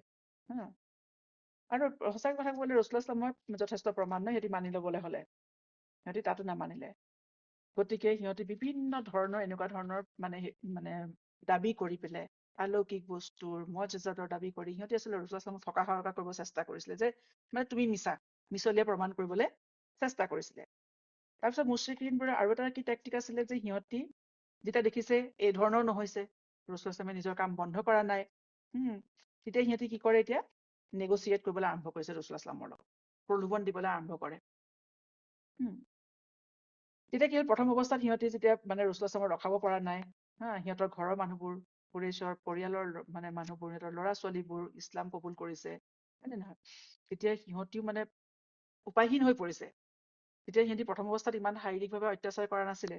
তেতিয়া এদিন কি হ'ল, কুৰাইশৰ যিখিনি নবলছ আছিলে, সিহঁতি সকলোখিনি গ'ল মিলি পেলাই আবু তালিবৰ ওচৰলে। তাৰপিছতে আবু তালিবক সিহঁতি ক'লে যে এইটো কথাটো ভাল হোৱা নাই যে তোমাৰ ভতিজাই আমাৰ দেৱ দেৱীসকলক গালি দিছে, আও-সপনি দিছে, হয় নে নহয়? আমাৰ ৰীতি নীতিবোৰ ভুল বুলি কৈছে, আমাৰ ধৰ্মবোৰ ঠাট্টা কৰিছে, আমাৰ অত দিনৰ পুৰণিকলীয়া ধৰ্ম, আমাৰ পৰম্পৰা, সেইবোৰ ঠাট্টা কৰিছে, আমাৰ পূৰ্বপুৰুষসকলৰ মানহানি কৰিছে। গতিকে কথাটো ভাল হোৱা নাই। আমাৰ এনেদৰে কৰি থাকিলে আন অন্যান্য আৰৱ কবিলাবোৰৰ মাজত আমাৰ কি মান সন্মান থাকিব? কোনো আমাক নামানিব। গতিকে সিহঁতি ক'লে আবু তালিবক যে তুমি তেওঁৰ ভতিজাক ৰখোৱা, তেওঁক বুজোৱা, নহ'লে কিন্তু মানে অথন্তৰ হ'ব। তাৰপিছতে সিহঁতি তেনেকে আবু তালিবক কৈ পিনে সিহঁতি গুচি গ'ল। আবু তালিবৰ পিছত ৰাসূলুল্লাহক বুজালে, যে ক'লে মানুহখিনিকো ক'লে যে ঠিক আছে, মই বুজাম বাৰু, আপোনালোকে চিন্তা নকৰিব। তেতিয়া আবু তালিবে যেতিয়া ৰাসূলুল্লাহ আহিলে ঘৰলে, তেতিয়া ৰাসূলুল্লাহক ক'লে যে তুমি আৰু এইবোৰ কাম নকৰিবা। তোমাৰ সকলো ফালৰ পৰা সকলো মানুহে আহি মানে খালি কমপ্লেইন কৰিছে, মই আৰু মানে তোমাক আৰু মানে সুৰক্ষা প্ৰদান কৰিব নোৱাৰা হৈছো। মই ইমান মানে মানুহৰ প্ৰেচাৰটো সকলো ফালৰ পৰা প্ৰেচাৰ পৰিছে, মইতো নোৱাৰিছো। গতিকে তুমি এই কাম আৰু নকৰিবা, তোমাৰ কাম তুমি বন্ধ কৰা। হা, কাৰণ সকলো ফালে মানে অশান্তি হৈছে, গোটেই ঘৰবোৰত অশান্তি হৈছে। তেতিয়া আবু তালিবে এইদৰে কৈ আছিলে, তেতিয়া ৰচুল মনে মনে তলমূৰকে শুনি আছিলে। কাৰণ তেওঁ এতিয়া ৰচুল হৈছে যে ভয় হৈছে যে আবু তালিবে কিজানি তেওঁৰ যিটো সুৰক্ষা আছিল সেইটো উঠাই লয়। কাৰণ সেই সময়ত যিটো আৰবৰ সমাজ ব্যৱস্থা আছিল, তাত কোনো ৰজাৰ শাসন নাছিলে, হয় নে নহয়? তাত কবিলাবোৰৰ নিজৰ নিজৰ শাসন চলিছিলে। হা, আৰু প্ৰত্যেক কবিলাই কি হৈছে, নিজৰ মানুহক যদি সিহঁতে চিকিউৰিটি নিদিয়ে নহয়, আনে আহি পেলাই এটেক কৰিব। গতিকে যদি আবু তালিবে এজন মানে তেওঁৰ সম্ভ্ৰান্ত আছিলে, তেওঁ সকলোৱে মানিছিলে হেমত কুৰেশ্বৰ, আৰু তেওঁ বনি হাছিমৰ লিডাৰ আছিলে। গতিকে কুৰেশ্বৰ বাকীখিনি মানুহে সেই আবু তালিবৰ খাতিৰতে ৰচুল্লাহ ইছলামক মানে একো সিহঁতি অনিষ্ট কৰিব পৰা নাছিলে। কিন্তু যেতিয়া আবু তালিবৰ কথা শুনিলে, তেতিয়া নবী সাল্লাল্লাহু আলাইহি ওয়াসাল্লামেও শান্তভাৱে ক'লে, কিন্তু দৃঢ়ভাৱে ক'লে যে যদি মোৰ হাতত এখন হাতত যদি সূৰ্যটোও দি দিয়ে আৰু এখন হাতত যদি চন্দ্ৰটো দি দিয়ে, তথাপি মই মোৰ কাম বন্ধ কৰিব নোৱাৰো। মই তেতিয়ালৈকে কৰি যাম যেতিয়ালৈকে হয় আল্লাই মোক মানে ফতাহ দিব, ভিক্টৰী দিব, নতুবা আল্লাই মোক শেষ কৰি দিব। আৰু এইদৰে কৈ নবী সাল্লাল্লাহু আলাইহি ওয়াসাল্লাম যাবলৈ থিয় হ'ল। তেতিয়া আবু তালিবে অলপ মানে মনটো অকণ কোমলে, তেওঁ তেতিয়া মৰমত ক'লে যে মোৰ ওচৰলৈ আহা। নবী সাল্লাল্লাহু আলাইহি ওয়াসাল্লাম আহিলে। তেতিয়া আবু তালিবে ক'লে যে তুমি তোমাৰ কাম কৰি যোৱা, তুমি ভয় নকৰিবা, আৰু আল্লাহৰ শপত যে মই তোমাক সকলো ফালৰ পৰাই সহায় কৰিম, কেতিয়াও তোমাক অকলশৰে এৰি নিদিওঁ। কিন্তু সেই আবু তালিবে কেতিয়াও নিজৰ যিটো মানে দিন আছিলে সেইটো কেতিয়াও এৰি নিদিলে। কিন্তু আবু তালিবে জীয়াই থকা দিনলৈকে, শেষ মুহূৰ্তলৈকে ৰচুল ইছলামক সুৰক্ষা প্ৰদান কৰি গৈছিলে, আৰু এই আল্লাহ তালাৰ ফালৰ পৰা আচলতে সুৰক্ষা। যি মানুহে আল্লাহৰ কাম কৰে না, আল্লাহ তেওঁক সকলো ফালৰ পৰাই সুৰক্ষা প্ৰদান কৰে। গতিকে আবু তালিবৰ ফালৰ পৰা কোনো ধৰণৰ মানে বাধা মানে উমঘাম নেদেখিলে কুৰেছে। এতিয়া সিহঁতি পুনৰ আলোচনা কৰিলে যে কথাটো বেয়ালৈ গৈছে, হয় নে নহয়? যে আবু তালিবে এতিয়া নিজৰ ভতিজাককহে ছাপোৰ্ট কৰিছে, নিজৰ গোটেই কবিলা বংশ পৰিয়াল চব বাদ দি খালি নিজৰ ভতিজাক এতিয়া সকলো ফালে, হয় নে নহয়? গতিকে কথাটো বেয়া হৈছে, তেওঁক আমি এতিয়া ৰখাব লাগিব, হয় নে নহয়? তেতিয়া সিহঁতি আকৌ নিজৰ মাজত আলোচনা কৰিলে, যে সিহঁতি ভাবিলে যে আবু তালিব আচলতে বুঢ়া হৈছেতো, গতিকে আবু তালিবে এতিয়া মানে নিজৰ ভতিজাক এতিয়া ডেকা ল'ৰা তেওঁক এৰি দিব পৰা নাই। তেওঁ ভয় হৈছে যে মানে যদি মানে ভতিজাকক দি দিয়ে, ভতিজাকৰ কিবা এটা হয়, তেওঁৰ কি হ'ব বুঢ়া বয়সত।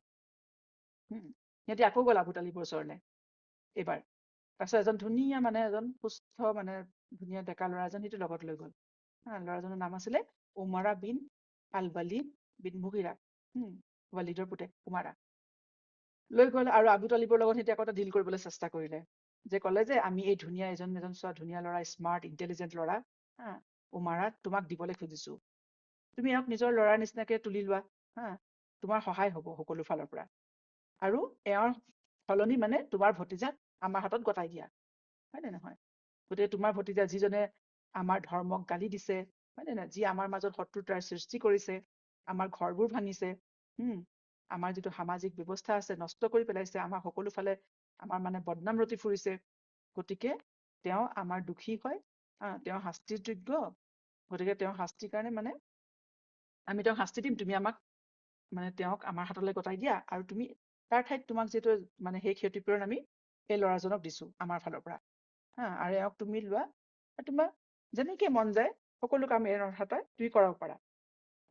আৰু আমি তেওঁক শাস্তি দিম, আৰু তেওঁক আমি হত্যা কৰিম, মানে তোমাৰ ভতিজাক, আৰু তেওঁ হত্যা কৰিলে মানে কি হ'ব, তেওঁ নাথাকিলে এই সকলোবোৰ অশান্তিবোৰ মানে অন্ত পৰিব। সিহঁতৰ কথা শুনি আবু তালিবৰ খং উঠি গ'ল। প্ৰথমে ধৈৰ্য ধৰি শুনি আছিলে, তাৰপিছত আবু তালিবে ক'লে যে কি আচৰিত কথা, মানে কিমান এনে অযুক্তিকৰ কথা, যে অন্যায় কথা, যে তোমালোকে মানে এনেকুৱা কথা কবলৈ সাহস ক'ত পালা, যে তোমালোকে ল'ৰা দিবা, মই তুলি তালি তোমালোকৰ ল'ৰাক খুৱাই বোৱাই ডাঙৰ দীঘল কৰি ৰাখিম, তাক মানে ভালকে ৰাখিম, আৰু মোৰ ল'ৰা তোমালোকক দি দিম যাতে তোমালোকে তাক মাৰি পেলাব পাৰা। গতিকে এয়া কেনেকুৱা কথা, কি বিচাৰ মানে এয়া তোমালোকৰ? তাৰপিছত আবু তালিবৰ তেতিয়া খং উঠিলে, ক'লে যে তোমালোকৰ যি মন যায় কৰা, মই মোৰ ল'ৰা তোমালোকক নিদিওঁ, আৰু মই এতিয়াৰ পৰা সকলো ফালৰ পৰাই মানে মই মোৰ ভতিজাকে মানে সহায় কৰিম। আৰু এই ঘটনাটো প্ৰায় নবুৱতৰ সম্ভৱ 6ষ্ঠ বছৰ মানত সংঘটিত হৈছিলে। কিন্তু মুশ্ৰিকিনবোৰে তাৰ পাছতো মানে এটি হাৰ মানি লোৱা নাই। সিহঁতি আকৌ এতিয়া ৰচুল ইছলামৰ ওচৰলৈ যায় এবাৰ, নেগোচিয়েট কৰিবলৈ। যে ঠিক আছে, মানে তুমি তোমাৰতো মানে হেৰি নহওক, যে সিহঁতে বলে পৰা নাই এতিয়া ৰচুল ইছলামক। তেতিয়া সিহঁতি এতিয়া ৰচুল ইছলামৰ ওচৰলৈ গ'লে এটা ডিল কৰিবলৈ, যে ঠিক আছে, হা তোমাৰ ৰবকো আমি মানিম, তুমিও আমাৰ ৰবক অলপ মানি লোৱা। তেওঁকো এটা ৰিকগনিশ্যন দিয়া। যে মানে এদিন তুমি তোমাৰ ৰবক আমি সকলোৱে ইবাদত কৰিম, পিছদিনাখন তুমিও আমাৰ ৰবক ইবাদত কৰিব লাগিব। অৰ্থাৎ দুইটা একেলগে চলি থাকিব, শিৰ্ক আৰু আল্লাহৰ ইবাদত একেলগে চলি থাকিব। তাৰপিছত সেইটো মান্তি নহওঁতে তেতিয়া সিহঁতি ক'লে যে ঠিক আছে, একো নহ'লে তুমি অন্তত কমচে কম আমাৰ যিবোৰ বুট আছে, মূৰ্তি আছে, সিহঁতৰ ওপৰত তুমি হাত ফুৰাই দিয়া, সেয়াও যথেষ্ট। অৰ্থাৎ ৰিকগনিশ্যন দিয়া। কিন্তু আচলতে কথা হৈছে যে ইছলাম আৰু শিৰ্ক কেতিয়াও একে ঠাইত থাকিব নোৱাৰে। আৰু ইছলামত কোনো ধৰণৰ শিৰ্ক মানে এনকাৰেজ কৰা নহয়। কোনো ধৰণৰ শিৰ্ক থাকিব নোৱাৰিব। আৰু এই ঘটনাৰ উত্তৰতে আল্লাহ তাআলাই সূৰা কাফিৰুন নাজিল কৰিলে, যে একদম মানে হেৰি কৰিলে যে সিহঁতৰ লগত কোনো ধৰণৰ মুশ্ৰিকৰ লগত কোনো ধৰণৰ মানে মিলা মিছা নহব, কোনো ধৰণৰ সিহঁতৰ ৰীতি নীতি মানি লোৱা নহব। আল্লাহে কৈছে যে কুল, কৈ দিয়ক, ইয়া আইয়ুহাল কাফিৰুন লা আ'বুদু মা তা'বুদুন। একদম সিহঁতক এতিয়া আল্লাহ তাআলাই কাফিৰ বুলি ডাইৰেক্ট সম্বোধন কৰিছে। যে তোমালোকে যি ইবাদত কৰা সেয়া ইবাদত মই নকৰো। মানে ক্লিয়াৰ, ইছলাম আৰু কুফুৰ বা শিৰ্ক একদম ক্লিয়াৰ হৈ গ'ল। হয় নহয়, হয় এইবাৰ, নহয় সেইবাৰ। লা আ'বুদু মা তা'বুদুন ওয়ালা আনতুম আ'বিদুনা মা আ'বুদ ওয়ালা আনা আ'বিদুম মা আবাদতুম ওয়ালা আনতুম আ'বিদুনা মা আ'বুদ লাকুম দীনুকুম ওয়ালিয়া দীন। যে তোমালোকে যাৰ ইবাদত কৰা সেয়া মই কেতিয়াও ইবাদত নকৰো, আৰু মই যাৰ কৰো তোমালোকেও নামানা। অৰ্থাৎ তোমালোকে তোমালোকৰ মানে দেৱ দেৱীবোৰকো মানিবা, তাৰপিছত আল্লাহ তাআলাকো মানিবা, সেয়া নহয়, সেয়া ইছলাম নহয়। আল্লাই কোনো ধৰণৰ কোনো শিৰ্ক আল্লাহ তাআলাই সহ্য নকৰে আৰু আল্লাই কবুলো নকৰে। ঠিক আছে, গতিকে লাকুম দীনুকুম ওয়ালিয়া দীন, তোমালোকৰ কাম তোমালোকৰ, তোমালোকৰ দিন তোমালোকৰ কাৰণে, তাৰ কাৰণে তোমালোকে আল্লাহৰ ওচৰত জবাবদিহি কৰি থাকিবা, মোৰ দিন মোৰ কাৰণে। গতিকে সেয়া কোনো মিক্স আপ কৰিবলৈ বা মিলা মিছা কৰিবলৈ তোমালোকে চেষ্টা নকৰিবা।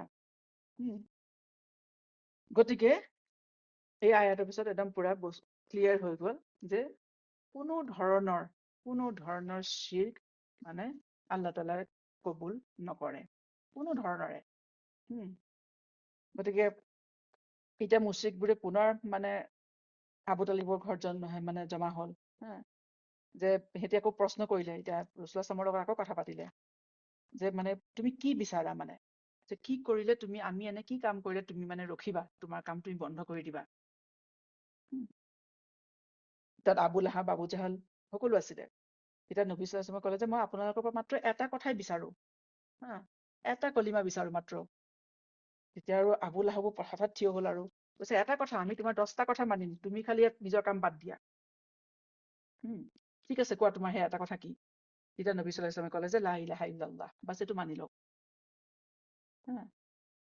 তেতিয়া মানে আবু জাহলে কৈছে যে আমাৰ ইমানবোৰ যিবোৰ আমাৰ ইবাদতৰ ইমানবোৰ ইলাহ, তুমি বাছ এক কৰি পেলালা, এজনে মাত্ৰ। সেইটো কেনেকুৱা আজব কথা মানে।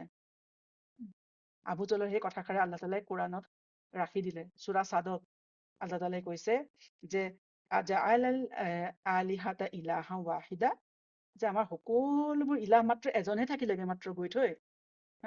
ইন্না হাযা লাশাইউন আজাব, এইটো বৰ আজব কথা। এইটো কিদৰে সম্ভৱ হ'ব? অৰ্থাৎ সিহঁতৰ কোনো ধৰণৰ দলিল, কোনো ধৰণৰ যুক্তি তৰ্ক সিহঁতৰ কামত নিদিয়ে। সিহঁতি বুজি আচলতে যিমানে বুজিও মানে নুবুজাৰ ভাও ধৰে, তেনে মানুহক বুজাব নোৱাৰি আচলতে। তাৰপিছতে সিহঁতি নামানিলে। ঠিক আছে, সিহঁতি নামানিলে আৰু ৰাসূলুল্লাহ সাল্লাল্লাহু নিজৰ কাম কৰি গৈছে, কিন্তু সিহঁতিও নিজৰ যিবোৰ প্লেনিং প্লটিং আছে সিহঁতি বাদ দিয়া নাই। এতিয়া বিভিন্ন ধৰণে চেষ্টা কৰি আছে, কি ধৰণে ৰাসূলুল্লাহ সাল্লাল্লাহু ৰখাব পাৰি, হয় নে নহয়? তাৰ মাজে মাজে সিহঁতৰ সেইবোৰ চলি আছে, প্ৰপগাণ্ডাবোৰ, মিছা অপবাদবোৰ, যে তেওঁ মিছলীয়া, তেওঁ কাহিন হয়, যাদুকৰ হয়, যাদু মন্ত্ৰ কৰে, কিবা মন্ত্ৰতন্ত্ৰ কৰে, তেওঁ বা জিনৰ আচৰ হৈছে, এইবোৰো চলি আছে। তাৰ মাজত এদিন কি হৈছে, উতবা ইবনে ৰাবিয়া, এইটো এটা ডাঙৰ ঘটনা, যে তেওঁ বনু হাছিমৰ এজন মেম্বাৰ হয়, এজন মানে লিডাৰ হয়, আৰু তেওঁৰ সম্পৰ্ক ৰাসূলুল্লাহ সাল্লাল্লাহু আলাইহি ওয়াসাল্লামৰ তেওঁৰ দদায়েক হৈছে উতবা ইবনে ৰাবিয়া। কিন্তু তেওঁ মানে মানি লোৱা নাছিলে, ইছলাম কবুল কৰা নাছিলে, কিন্তু তেওঁ এটা ৰচুল আসলামৰ প্ৰতি তেওঁ ইমান মানে তেওঁৰ বিৰুদ্ধে ইমান উগ্ৰ নাছিলে, এটা চফ্ট কৰ্ণাৰ আছিলে ৰচুল আসলামৰ প্ৰতি। তেতিয়া তেওঁ কুৰেশবোৰৰ এদিন সিহঁতি যেতিয়া সিহঁতৰ দাৰুল নাদৱাত বহি পেলাই আলোচনা কৰি আছে কি ধৰণে মানে ৰখাব পাৰি, হেৰি কৰিব পাৰি, বিভিন্ন হেৰি কৰিছে, সিহঁতে এছেম্বলিত বহি আছিলে, উৎবাই সুধিলে যে তোমালোকে যিটো নেগচিয়েট কৰিলা কি হ'ল? তেতিয়া কৈছে নাই, একো কামত নাহিলে, মহম্মদে মানি নাই লোৱা ছাল্লাল্লাহু আলাইহি ওয়াসাল্লাম। তেতিয়া উৎবাই ক'লে ঠিক আছে, মই এবাৰ চেষ্টা কৰি চাওঁ, কাৰণ তেওঁতো মোৰ ভতিজা হয়, মই সৰুৰে পৰা জানো তেওঁক। মই এবাৰ কথা পাতি চাওঁ, তেওঁ মোৰ কথা মানিব, যে মই তেওঁ যি বিচাৰে মই তাকে দিম। যে বাকী মানুহখিনিও ভাল পালে, ঠিক আছে, সভ্যৰ দিলে যে যাওক আপুনি গৈ পেলাই আমাৰ হৈ কথা পাতক। ৰসুল ইছলাম যেতিয়া কি হৈছিলে, কাবাৰ সন্মুখত বহি আছিলে, উৎবা তেওঁৰ ওচৰলৈ গ'ল আৰু কথা পাতিবলৈ আৰম্ভ কৰিলে, আৰু তেওঁ খুব মানে কথাৰ পাক লগাই তেওঁ মানে কথা আৰম্ভ কৰিলে যে যে এই মোৰ মৰমৰ ভতিজা, যে তুমি জানা তুমি মানে কেনেকুৱা বংশ, তুমি মানে মানুহ হয়, তুমি তোমাৰ লিনিয়েজ কিমান উচ্চ খাপৰ, হয় নে নহয়? তুমি কিমান মানে উচ্চ বংশ, কিমান মৰ্যাদাপূৰ্ণ বংশত তুমি জন্মগ্ৰহণ কৰিছা, তুমি নিজৰ বংশৰ মৰ্যাদা জানা, হয় নে নহয়? তাৰপিছতে তেওঁ ৰসুল আকৌ প্ৰশ্ন কৰিলে তেওঁ উৎবাই যে তুমি মানে আব্দুল্লাহ মানে কেনেকুৱা ভাবা? ৰসুল বাপেকৰ কথা হৈছে, যে তুমি নিজকে তেওঁতকে ডাঙৰ বুলি ভাবা নেকি? বা আব্দুল মুত্তালিব আমাৰ এজন মহান নেতা নহয়নে? হয়নে নহয়? এজন মানে মহান কুৰেশী নাছিল নে? অৰ্থাৎ মানে এইটো ক'ব খুজিছে যে কাৰণ আৰবৰ ওচৰত এইটো আছিলে যে সিহঁতৰ যিটো পূৰ্বপুৰুষৰ যিটো লিগেচি আছিলে, সেইটো খুব মানে সন্মান কৰে, সিহঁতক সকলোকে ডাঙৰ বুলি ভাবে। এতিয়া মানে উৎবাই ৰসুল আসলামৰ কথাৰে পাক খুৱাব খুজিছে, মানে তুমি নিজকে সিহঁততকে ডাঙৰ বুলি কোৱা নেকি? কিন্তু ৰসুল আসলামেও কোনো উত্তৰ নিদিলে তাৰ সেইবোৰ প্ৰশ্ন। তেওঁ জানিছিল যে এনে প্ৰশ্ন মানে পাক লগা প্ৰশ্ন উত্তৰ দিলে আৰু তৰ্ক বাঢ়িবহে, তাৰ কোনো সমাধান নোলায়। আৰু ৰসুল আসলামকো মনে মনে থকা দেখি উৎবাই ভাবিলে যে তৰ্কত তেওঁ জিকিলে, উৎবা যে তেওঁৰ মুখেৰে মাত মাতিব পৰা নাই।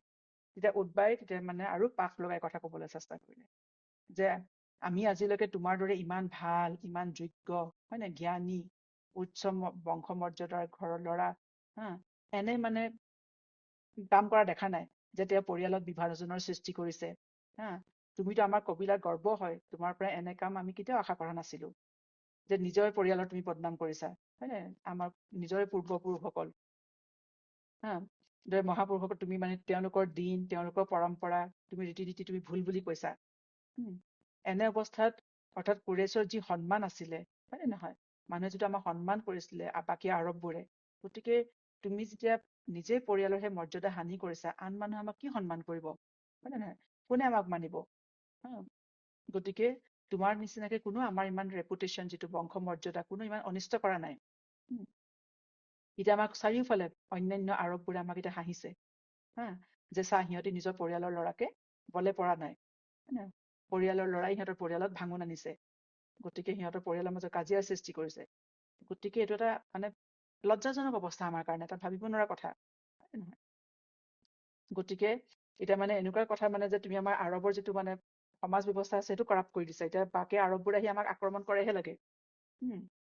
তেওঁ কৈছে যে তুমি এজন বুজদাৰ ল'ৰা, উৎবাই বুজাই আছে এইফালে যে মোৰ কথাটো মন দি শুনা, যে মই কেইটামান মানে পৰামৰ্শ দিছো, আকৌ তুমি তোমাৰ মনোপুত হব, তুমি মানিবা। তেতিয়া ৰসুল আসলামে কৈছে আচ্ছা ঠিক আছে আবুল ৱালিদ, আপুনি কৈ যাওক, মই শুনি আছো। তেতিয়া উৎবাই কৈছে, উৎবাৰ মানে এইটো লাকাব আছিলে আবুল ৱালিদ, যে কৈছে যে তুমি যদি বিচাৰা ধন সম্পত্তি, তেনে আমি গোটেই কুৰেশে মিলি আমাৰ সকলো পৰা সম্পত্তি দিম, যাতে তুমি আমাৰ সকলোতকৈ বেছি ধনী হৈ যোৱা আৰববোৰৰ মাজত। দ্বিতীয়তে তুমি যদি বিচাৰা যে পলিটিকেল পাৱাৰ হয়, তেন্তে আমি তোমাক আমাৰ ৰজা বনাই দিম। আৰু এটা কথা জানিব, সেই সময়ত আৰবত কোনো ৰজাৰ শাসন নাছিলে, সিহঁতি কোনো ৰজাৰ শাসনত থাকিবও নোৱাৰে আৰববোৰ, সিহঁতি এজনৰ মানে হেৰিটো মানি ল'ব নোৱাৰে, পাৱাৰটো। সিহঁতৰ চবকে আৰব কবিলাবোৰ চবকে পাৱাৰ লাগে, কিন্তু সিহঁতৰ ইছলামৰ প্ৰতি ইমানেই ঘৃণা আছিলে আৰু ইমানেই সিহঁতি মানে উগ্ৰ হৈ পৰিছিলে যে ইছলামৰ বিৰুদ্ধে সিহঁতি এক হবলৈ ৰাজি, অৰ্থাৎ সিহঁতি চব এক হব আৰু এজন ৰজা থাকিব, সিহঁতি ৰজাৰ হুকুম মানি ল'ব। গতিকে তাৰপিছত কৈছে যে আৰু যদি তুমি কোনো মানে কোনোবা বোলে মানে সম্ভ্ৰান্ত ঘৰৰ কোনোবা নাৰী বিয়া পাতিব খুজিছে, আমি সেয়াও তোমাৰ লগত বিয়া পাতি দিম, তুমি য'তেই ইচ্ছা কৰা। আৰু যদি তাৰপিছতো কৈছে যে তোমাৰ যে দেখিছো তোমাৰ গাটো বৰ ভাল নহয়, তোমাৰ গাত কিবা জিন চিনৰ যদি আচৰ হৈছে, তেনেহলে আমি যিজন বেষ্ট ডক্তৰ আছে, আমি হাকিমৰ হতুৱাই তোমাৰ মানে চিকিৎসা কৰাম, কাৰণ তোমাৰ চাগে মানে জিনৰ আচৰ হৈছে, গতিকে তুমি সুস্থ হৈ যাবা। তেতিয়া ৰসুলামে কোনো ধৰণৰ মাজত মানে ইণ্টাৰাপ্ট কৰা নাই আৰু তেওঁক বাধা দিয়া নাই, সকলো মানে ইমান পৰা ধৈৰ্য ধৰি শুনি আছে। শুনাৰ পৰা ৰসুলামে ক'লে যে আপোনাৰ শেষ হ'ল নেকি, যে ইয়া আবুল ৱালিদ আপোনাৰ শেষ হ'ল? তেতিয়া কৈছে হয় শেষ হ'ল। তেতিয়া ৰসুলামে কৈছে এতিয়া মোৰ কথা আপুনি মন দি শুনক। আৰু তেতিয়া ৰসুলামে কি কৰিছে, সূৰা ফুচ্চিলাতৰ প্ৰথম আয়াতকেইটাত ৰসুলামে তিলাৱত কৰিব ধৰিলে যে হামিম তানজিলুম মিনাৰ ৰহমানিৰ ৰাহিম কিতাবুন ফুচ্চিলাত আয়াতুহু কুৰআনান আৰাবিয়্যান লিকাউমি ইয়ালামুন বাশীরান ওয়া নাযীরান ফাআরাদা আকসারুহুম ফাহুম লা ইয়াসমাউন وقالوا قلوبنا في أكنة مما تدعونا إليه وفي آذاننا وقر ومن بيننا وبينك حجاب فعمل إننا عاملون. মানে ইমান ষ্ট্ৰং আয়াত আল্লাহ তাআলাৰ ফালৰ পৰা নাজিল হ'ল আৰু ৰসুলামে সেয়া মানে উৎবাৰ সকলোবোৰ কথাৰ উত্তৰত খালি কেৱল এই কোৰআনৰ আয়াতকেইটা পঢ়ি শুনালে। যে আপোনালোকে পিছত পঢ়িব তাৰ অৰ্থটো কি আছে, এতিয়া গোটেইখিনি নকওঁ, ওপৰে কৈ দিছো যে এয়া আল্লাহৰ ফালৰ পৰা ৰহমানুৰ ৰাহিমৰ ফালৰ পৰা নাজিল কৰা হয় নে নহয়? আৰু এইখন কিতাবুন ফুচ্চিলাত হয়, মীমাংসাকাৰী কিতাপ হয় নে নহয়? এয়া কুৰআনান আৰবিয়ান হয়, আৰবী ভাষাত কোৰআন, অৰ্থাৎ তোমালোকে নুবুজাৰ কি কথা আছে ইয়াত। আৰু এইখন আল্লাহ নাজিল কৰিছে লিকাউমি ইয়ালামুন, ইলম থকা কৰ্মৰ ওপৰত। সিহঁতৰ এই ভাষাটোৰ ওপৰত সম্পূৰ্ণ ইলম আছে, সিহঁতি নুবুজাৰ কি কথা আছে, চিধা চিধি সহজ সৰল আৰবী ভাষাত কিতাপখন নাজিল হৈছে, আৰবী ভাষাত আল্লাহৰ হুকুম আহিছে, গতিকে তাত নুবুজিবৰ কি কথা আছে। গতিকে মই এজন বাশীৰা ওয়া নাযীৰা আকসাৰহুম ফাহুম লা ইয়াসমাউন। কিন্তু মানুহে সেইটোৱে অস্বীকাৰ কৰিছে। ৰসুলামক বাশীৰ আৰু নজীৰ হিচাপে পঠোৱা হৈছে আৰু সিহঁতি সেইটোৱে অস্বীকাৰ কৰে আৰু বেছিভাগেই তেওঁৰ কথা শুনিবলে, কোৰআনৰ আয়াত শুনিবলে মানে নিবিচাৰে। আৰু সিহঁতি কি কয়, যেতিয়া সিহঁতে শুনিব হয় সিহঁতৰ মনত সিহঁতি ক্ৰিয়াও কৰে, বুজিও পায়, সিহঁতি অস্বীকাৰ কৰে এই বুলি অস্বীকাৰ কৰে যে আমাৰ অন্তৰবোৰটো মানে লক হৈ গৈছে, আমাৰ ভিতৰলে কথা নোসোমায়, অৰ্থাৎ আমি বুজি নাপাওঁ এনেকুৱা কথা। গতিকে যে আমাৰ আৰু তোমাৰ মাজত এখন মানে হিজাব আছে, গতিকে তোমাৰটো তোমাৰ, মোৰটো মোৰ। গতিকে এই আয়াতকেইটা পঢ়াৰ পাছত ৰসুলামে উৎবাক কলে, ভালদৰে বহি ললে। উৎবাই খুব ভালদৰে বহি লৈছিলে ৰসুলামৰ উত্তৰ শুনিবলৈ। যেতিয়া ৰসুলামে আয়াত তিলাৱত কৰিলে, তেতিয়া মানে উৎবাৰ চেহেৰা ৰংটোৱে সলনি হৈ গল, বৰণ সলনি হৈ পৰিলে, মুখেৰে একো উচ্চাৰণ কৰিব নোৱাৰিলে, হয় নে নহয়?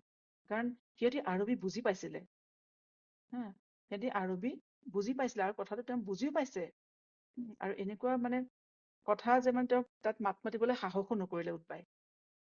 ঠিক আছে। আৰু এটা কথা চাব, ইয়াত ৰসুলামৰ প্ৰত্যেক কথাৰ পৰা আমাৰ শিকিবলগীয়া কথা আছে, প্ৰত্যেক ঘটনাৰ পৰাই। তেতিয়া উৎবাই ইমানখিনি কথা কৈ আছিলে, ৰসুলামৰ মাজতো অকণো ইণ্টাৰাপ্ট কৰা নাই, সকলো কথা ধৈৰ্যৰে শুনি গৈছিলে, হয় নে নহয়? আজিকালি আমাৰ মাজত মানে মানুহৰ যিটো কনভাৰচেশ্যন বা কথনৰ যিটো মানে সাধাৰণ জ্ঞান কোনো আমাৰ নাইকিয়া হৈ গৈছে, হয় নে? যে মানুহে কথা ক'লে সম্পূৰ্ণ কথাটো শুনিব লাগে, বিশেষকৈ আমাৰ দিনৰ ক্ষেত্ৰত আমাৰ সিমান কোনো ধৈৰ্য আজিকালি মানুহৰ নাইকিয়া হৈ গৈছে, হয় নে নহয়? কোনোবা এটা কথা ক'ব, কথাটো মানুহক শেষ কৰিবলৈ দিয়া নহয়, আচলতে কেলে যে নিজৰটোহে জনাটো মানে জাহিৰ কৰিব লাগে। ফলত কি হয়, মানুহৰ কাজিয়া তৰ্ক বিতৰ্ক ফল একো নোলায়। গতিকে যি কি নহওক, ৰসুলামে চব ইমানখিনি জানে, ৰসুলামৰ এগেইনষ্টতে ক'ব লাগিছে, কিন্তু তথাপিও তেওঁ সম্পূৰ্ণ কথা কোৱাৰ সুবিধা দিলে, সকলো কথা শুনিলে। তেতিয়া উৎবায়ো যেতিয়া উত্তৰ দিব নোৱাৰিলে, আল্লাহৰ কালাম শুনি উৎবাৰো মুখৰ মাত সৰি গল, আৰু লগে লগে তেওঁ নিজৰ মানুহবোৰৰ ওচৰলৈ গল আৰু ক'লে যে এই মাত্ৰ মই যি কলিমা শুনি আহিছো নহয়, এনেধৰণৰ কথা মই জীৱনত কেতিয়াও শুনা নাই। আৰু তেওঁ কৈছে যে সিহঁতি ধৰি পাৰিছে উৎবাৰ কিবা এটা হৈছে, সলনি হৈ আহিছে মানুহটো, যিটো গৈছিলে সেই মানুহটো ঘূৰি অহা নাই। তেতিয়া উৎবাই কৈছে যে আল্লাহৰ কসম, এয়া কোনো কবিতা বা শায়েৰী নহয়, এয়া যাদু মন্ত্ৰ নহয়, ভৱিষ্যতবাণীও নহয়। তাৰপিছত উৎবাই কৈছে যে কুৰেশ, যে মোৰ কথা তোমালোকে মানি লোৱা, আৰু মই যি কৰিছো তোমালোকেও কৰা, যে এই মানুহজনক, এই ল'ৰাজনক তোমালোকে এৰি দিয়া, তেওঁৰ পিছত পৰি নাথাকিবা। আৰু মই যি কলিমা মই আজি শুনি আহিলো নহয়, আৰু আল্লাহৰ শপত মানে এদিন তেওঁ এই মানুহজন বিখ্যাত হবই, তেওঁ গালিব আহিবই সকলোৰ ওপৰতে। হয়, তেওঁক মানে কি হৈছে, হত্যা কৰিব আৰবে, যদি তেওঁ হত্যা কৰে তেন্তে তোমালোকৰ দিগদাৰ নাই, তোমালোক হাৰি যাবা। কিন্তু যদি আল্লাহ তেওঁক তোমালোকৰ ওপৰত মানে ফাতাহ দিয়ে, গালিব কৰি দিয়ে, তেনেহলে তেওঁ গোটেই পৃথিৱীতে তেওঁ শাসন কৰিব। ঠিক আছে, সকলোৱে মানে তেওঁক মানি ল'ব। সেইকাৰণে আল্লাহ তাআলাই কোৰআনতো কৈছে যে লাকাদ আনজালনাল কিতাবা ফীহি যিকৰুকুম, যে যে আল্লাহ তাআলাই কোৰআনতো কৈছে যে এইখন কোৰআন তোমালোকৰ কাৰণে নাজিল কৰা কিতাপ, তোমালোকৰে কথা আছে, হয় নে নহয়? তোমালোকৰে লিগেচি আছে এই কোৰআনত। যোনে ইয়াক মানি ল'ব, যোনে এইখন ফ'ল' কৰিব, হয় নে নহয়? আল্লাহ তাআলাই সেই মানুহৰ পৃথিৱীটো মৰ্যাদা বৃদ্ধি কৰিব। আৰু সেই কোৰআন লৈ পেলাই পিছত যেতিয়া আৰবে সেই কোৰআন মানিলে, সেই নিৰক্ষৰ বেদুইনবোৰক, যাৰ কোনো কালচাৰ নাই, যাৰ কোনো সভ্যতা সংস্কৃতি নাই, কোনো এটিকেট মেনাৰ্ছ নাই, সেই মানুহক আল্লাহ তাআলাই সেই আৰবক আল্লাই মানে সকলোৰে ওপৰত শাসক কৰি দিলে। সিহঁতে পৃথিৱী শিকাই গ'ল যে মানুহে কেনেকে পৃথিৱীত থাকিব লাগে। যেতিয়া উদ্বাই এইদৰে কৈ আছিলে, তেতিয়া কুৰেশবোৰৰ কি ৰিয়েকশ্যন আছিল যে ৱাল্লাহি, মানে মোহাম্মদে যে এতিয়া এওঁৰ ওপৰতো যাদু কৰি পেলালে, আনক কৰাৰ দৰে। গতিকে কিন্তু সিহঁতে তথাপিও কোনো হকটো স্বীকাৰ নকৰিলে। তেতিয়া উদ্বাই ক'লে যে ঠিক আছে বাৰু, এয়া মোৰ মত হয়, তোমালোকে যি ভাল দেখা কৰা। গতিকে এয়া হৈছে যে সিহঁতি বিভিন্ন ধৰণে কি হৈছে ৰাসূলুল্লাহ ইছলামক দিনে ইছলামৰ কামৰ পৰা সিহঁতি মানে ৰখাবলৈ চেষ্টা কৰিছিলে। বিভিন্ন ধৰণৰ প্ৰপগাণ্ডা, উৰা বাতৰি, বিভিন্ন মানে ভুৱা প্ৰচাৰ আৰু বিভিন্ন ধৰণৰ প্ৰলোভন দিও ৰাসূলুল্লাহ ইছলামক কত চেষ্টা কৰিলে।